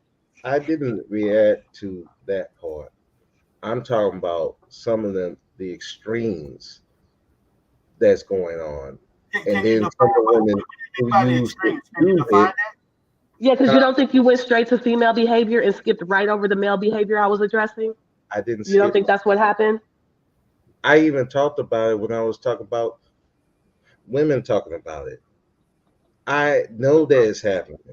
I've seen it personally happen. So don't you're looking at like we're ignoring you. Most times we don't ignore you, but unfortunately, some of you use it as a weapon to attack all black men, period, and all men, period. And so we see stuff like Use that. what as no. I just want to understand what you mean. We use what as a weapon. A select few of men who are doing this and then cast dispersion on all men. There are So the some problem isn't that men are mistreating women. The problem is that women use the fact I that never men said mistreat that's not women a as a problem. weapon. I never said that's not a problem. I said the problem is some use that to weaponize against men, and we see that. So you Or can't see how you just took my concerns about male behavior and turned it to female behavior. You don't see that that's what you just did again. I did not do that. We're talking, was discussing a topic of stuff that's going on. What you asked me why men ain't listening to women, and I gave you a reason why they're not. Did you not? That's why I'm explaining to you. So instead of, oh, you just I you didn't actually ask you that. What I said was that ignore women what are you opting out of said. interactions with I'm men not. because they I'm don't not listen. ignoring what you said. I'm not ignoring you. And but you up here You're saying that not? men don't ignore, men ignore us and that don't pay attention. Yes, we do. But you want to talk down to us like we not caring, in which we do. We do care. Okay. We're trying to listen to you. But again, there are some of you who use it to attack men, all men. So if you were listening to me, I was talking about the attacks men do on women. And you Okay, said and the I did. problem is that we attack men about men attacking us. But you also said we don't listen to what you were saying. So you're just gonna latch on to that. Oh, okay, that's I, fine. I'm, Yeah, I'm, okay. I'm I mean, is he? But you see my point. Like he's incapable of addressing male behavior. Like it I immediately goes address to what male women are doing behavior all wrong. the time, man. I part of the things I do on my channel is, hey, stop worrying about these women all the time. Stop worshiping them. Stop demonizing them. Stop looking at them as fucking human beings for once, and stop looking at them any other way but that. That's Okay. what I talk about all the time.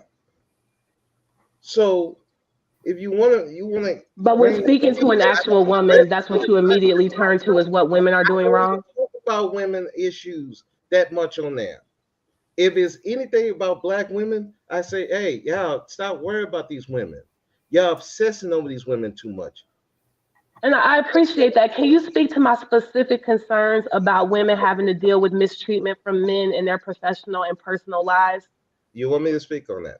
Okay. That's what I was talking I'll speak about. on that. I'll speak on that. It's fucked up. And I've seen that personally.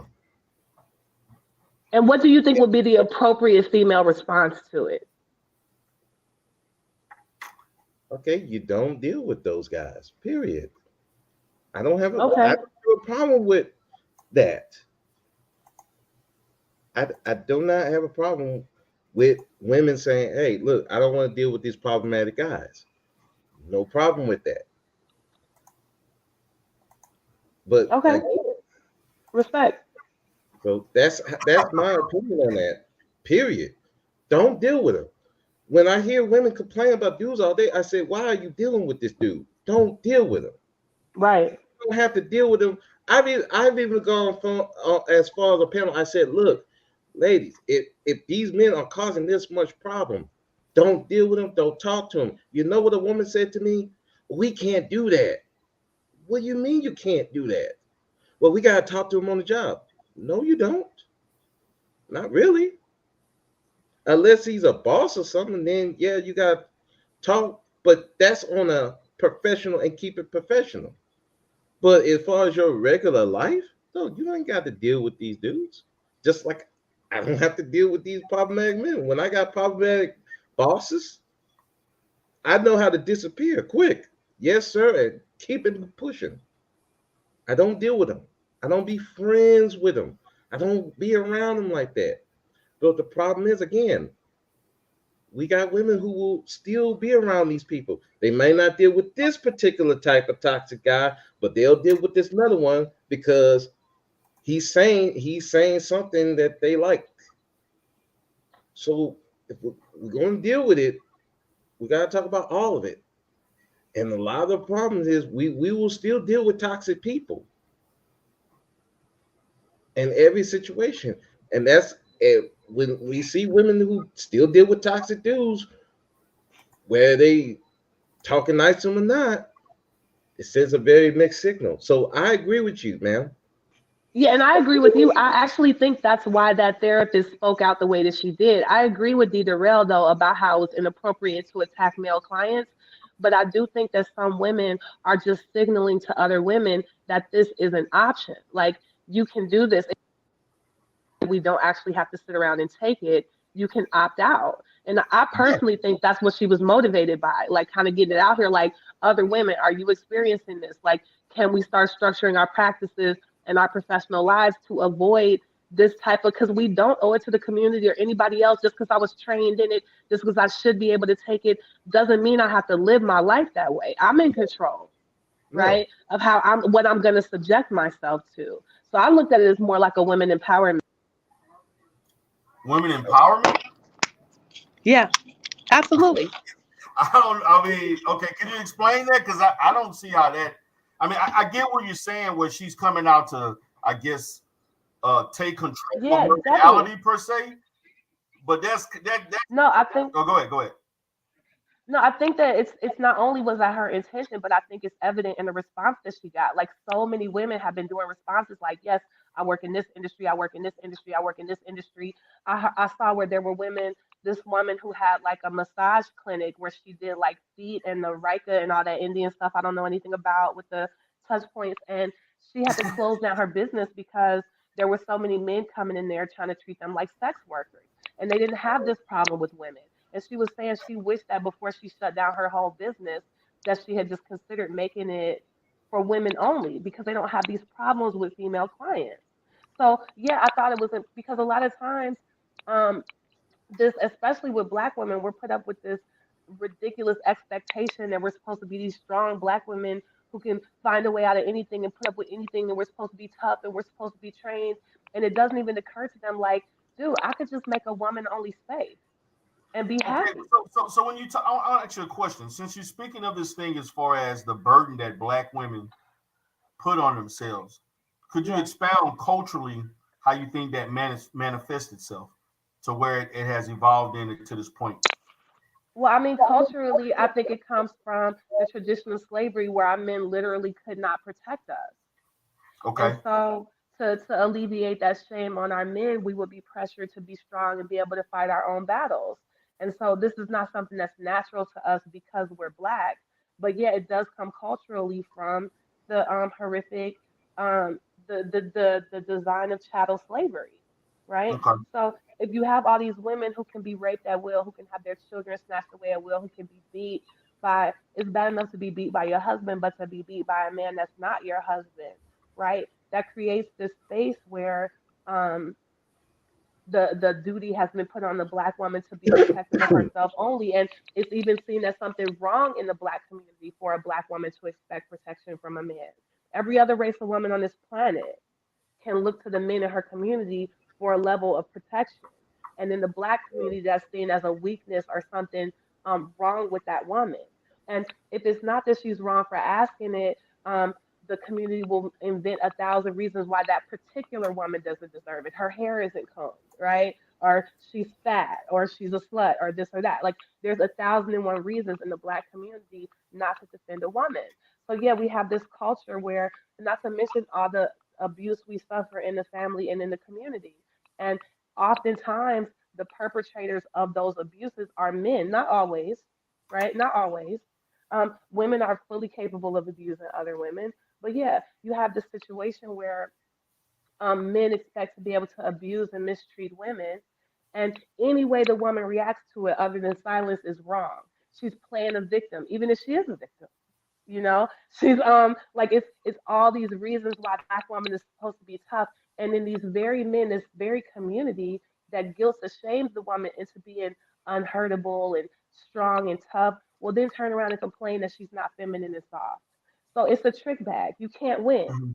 right? And so, like I said, a lot of sisters really do need to hear another woman tell them, no, you don't have to subject yourself to this. It's actually okay. It's not abusive or wrong to just say no to somebody. No, I don't want to treat you. No, I'm not going to service you here.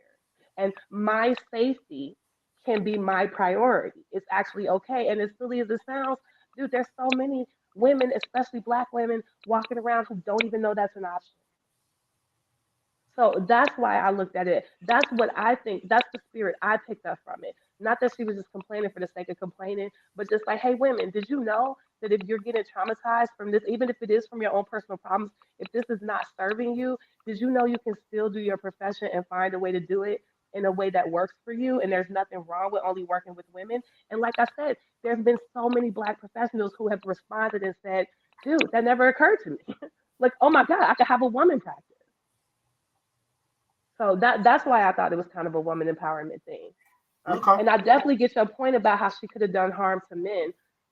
But I also see what I think was her intention, which was empowering women. That's why I was okay. Cause see, this is I mean, my thing about people not understanding that there are people that have, male or female only practices. Hmm. That's been going on for years. That's nothing new. Right, It's right. just that her reason for it and the way she came about saying it, I felt was suspect. That Right. was my And issue. I agree, but do you see my point that she was reaching out to other women who might be having similar experiences? Because, like you said, she already knows that that's something she could already do, right? But Right. look at all the women who have been responding saying, oh my God, I'm going to try that.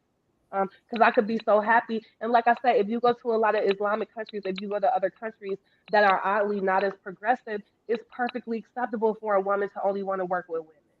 Like it's perfectly dignified. It's nothing because again, I'm a feminist, but dude, men and women are not the same.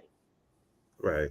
And that's a good thing. I think that women should just work with women. They shouldn't be working with men on certain things because again, there's certain things that only men should be doing with other men, and women should be doing with other women. When we in this country, there's there's certain things that we shouldn't be working together in certain areas, and I think that I don't have a like I said, I don't have a problem with her saying she only want to work with women clients. No problem with that at all. That wasn't what got me triggered or nothing. I said, hey, that's her. Let her do it. Go find somebody else. Why are you tripping? But yeah, like D. Real said, the way she came about that Yeah. And was I the agree. was the Yeah, he I, made a good point. that was the issue.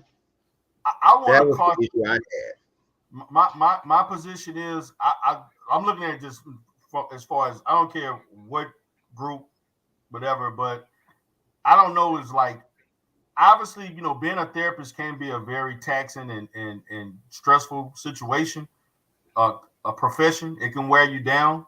You need to take breaks. I think she may have been burnt out. It sounds like burnout. And I'm just saying, if you burn out or feeling things, I'm encouraging therapists in this profession to not go online to vent out. Please, Yeah. I'm just saying, don't do it because I'm gonna say it. This is the second time.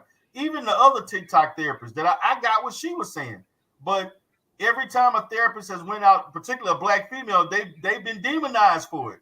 So I'm Right. saying a track record.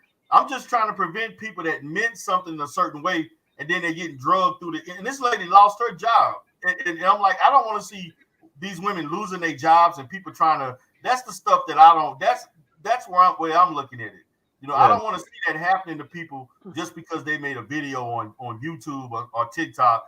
That people, because I mean, we all know how people act and they take stuff to the extreme and stuff. I don't Mhm. think that her video required all of this, where people, threatening her and all this other stuff. Yeah. But I'm just saying, this is the second time this is happening in like 6 months. And Where and sad, and what the sad thing is, and like she even said, you proving her right. You're proving these women right when they say, "Okay, I don't want to deal with men," because Yeah, I it's like think that it's go.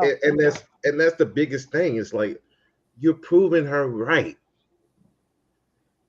Yeah, but these men, Why they? they're completely incapable of self-reflection, and it is primarily black men who have this hypersensitivity to criticism. Because be the real, there are so many white psychiatrists and psychologists all over YouTube doing all types of content that is critical of men, up, right, down, middle, center, left, backwards, and forward. Um, but they're not getting come for like that. It is these black men, the main one who she's talking about, they hear criticism and hit dogs Um, holler. Dude, I I can name like five right now. I mean, if you, I'm not making this up. There's so many white psychiatrists and psychologists who do all types of feminist critiques of the patriarchy all day and night all over YouTube. no, That's a they fact. I that the that where that other black therapist got her was that Right. talking It's point black was men from who that can't take one, it. Yeah. but there were white men that was going after his neck for that statement. Who's next? That white, I forgot the name of that white guy who came out with the article. It was written by a white guy, and white men was on his neck for that. I Like don't know what heavy. you're talking about. Yeah. I had to look it up. I can't remember But the what guy. makes me so sad is that black woman, the one who they got her fired and they were so happy for, she was actually trying to help black men. She was abrasive. I don't agree with her message, but she was really like, y'all are tripping. You need to get some help. This other black woman, she was really just setting boundaries for herself. But I do get what Dee Durrell said about how it was inappropriate the way she did it, and I'm not going to deny that you have right, a point about that. yeah, Right. I'm just like I would prefer just professionally speaking. If you feeling some kind of way, if you, because I'm gonna be honest.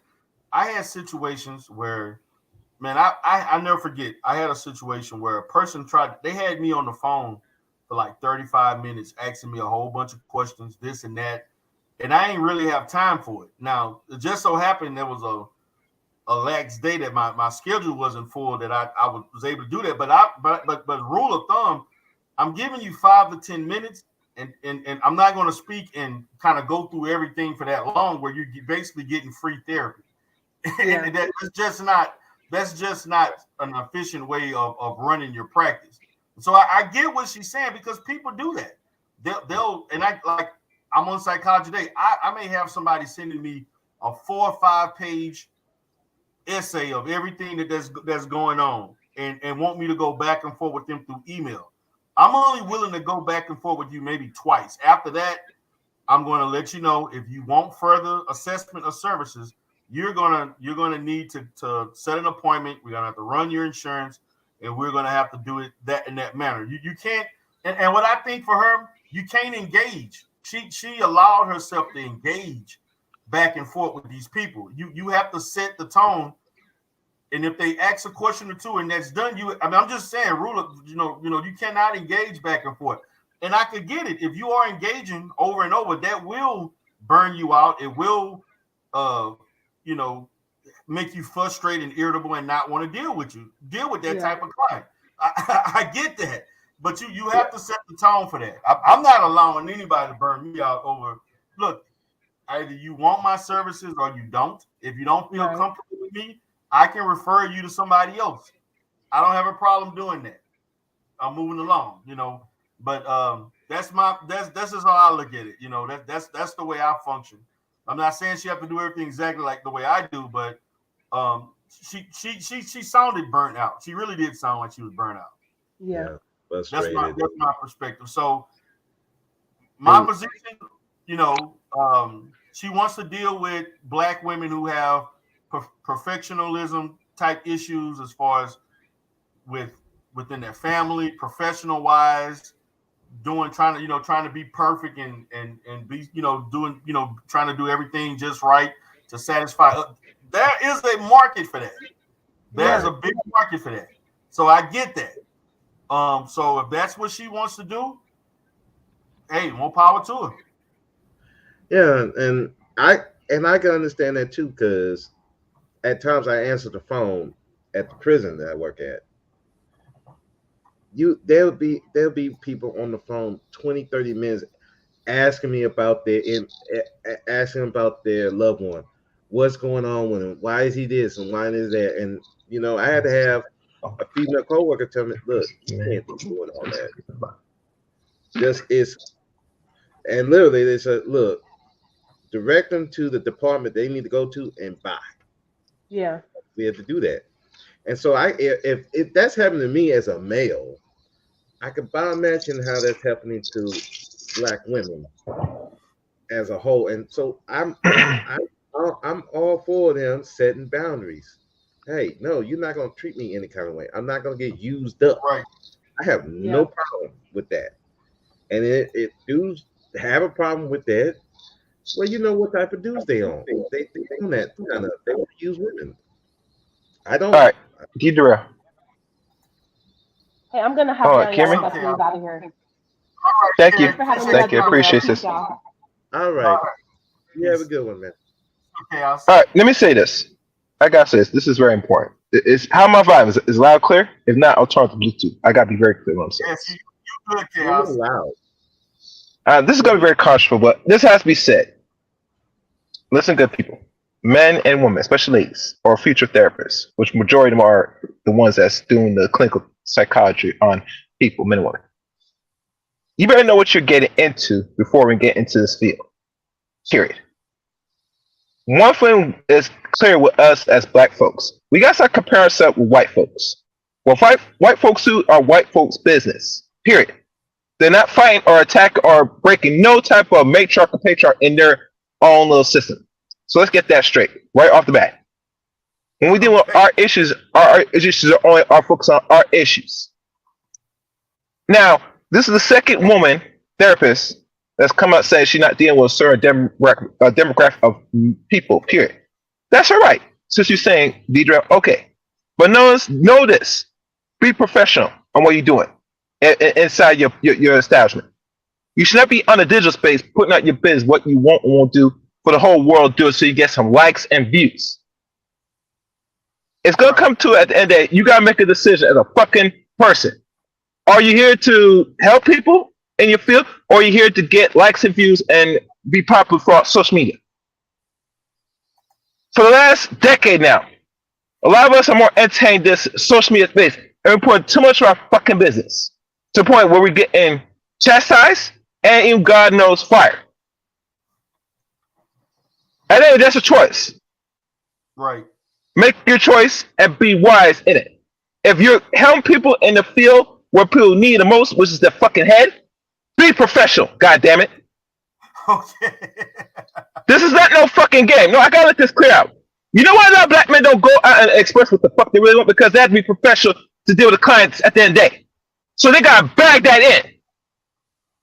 But what I'm fine with the ladies now, regardless of what your issues or whatever case may be, wherever, you better make the conscious effort to go seek people in your profession to get whatever unresolved issues before you get back in that office and deal with people, clients. So this is a professionalism.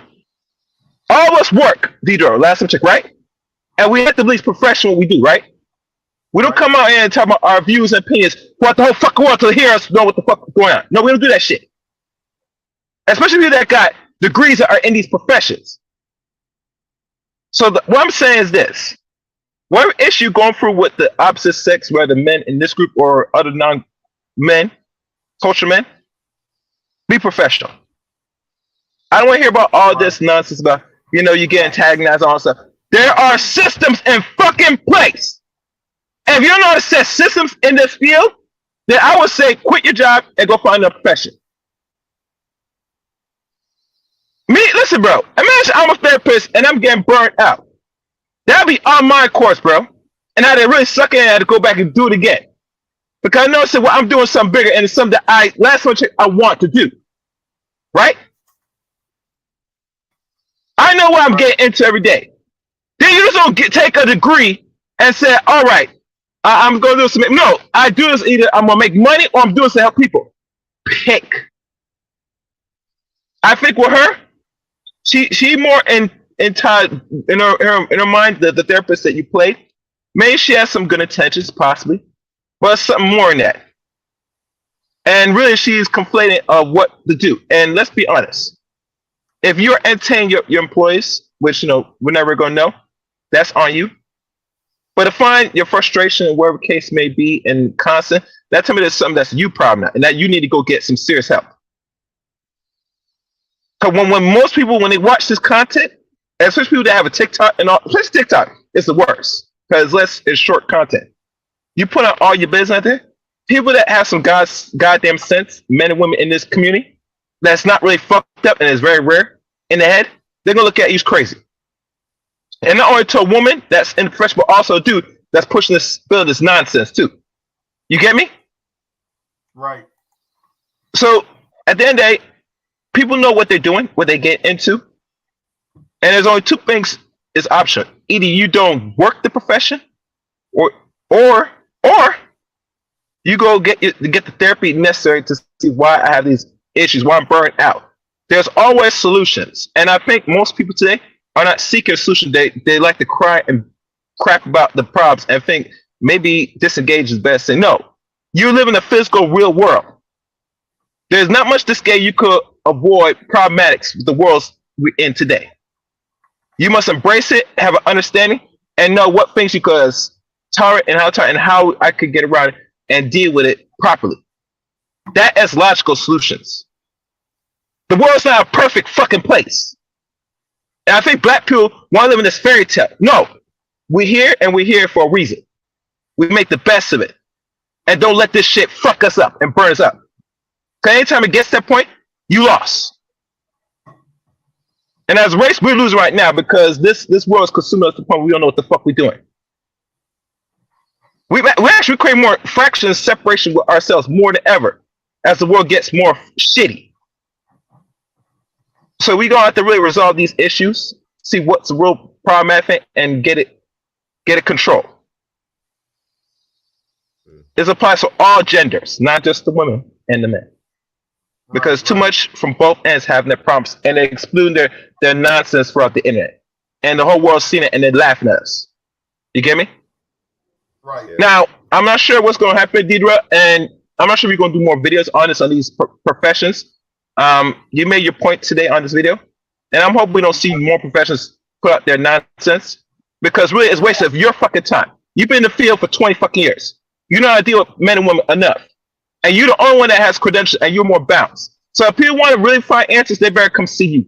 Real talk. Don't waste your time with all these other people because other people don't. Their heads ain't right.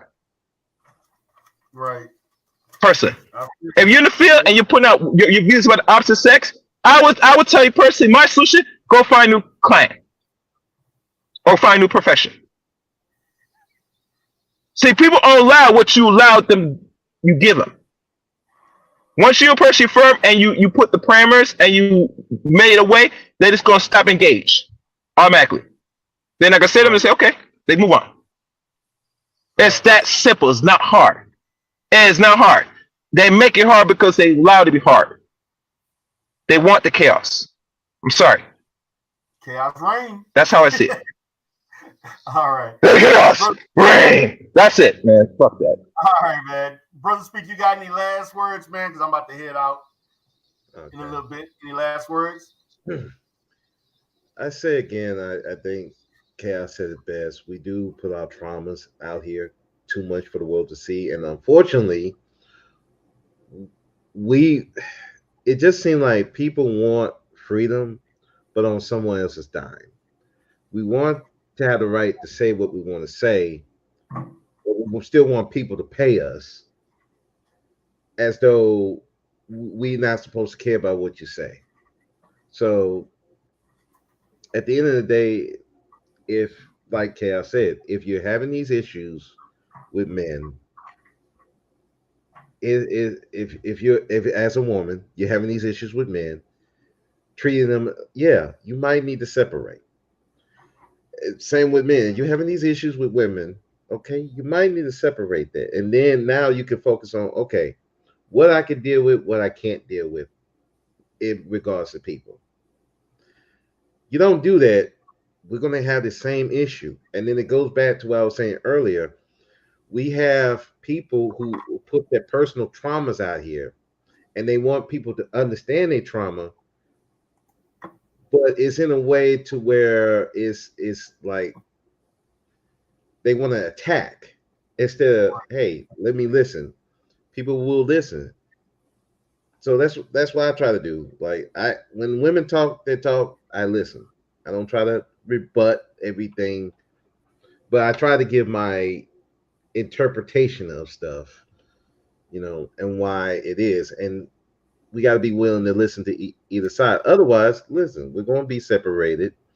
And, ultimately, that's not a good, it may not be a good thing, but it's just going to happen. And I think it might be, to me, it might be a good thing in a sense.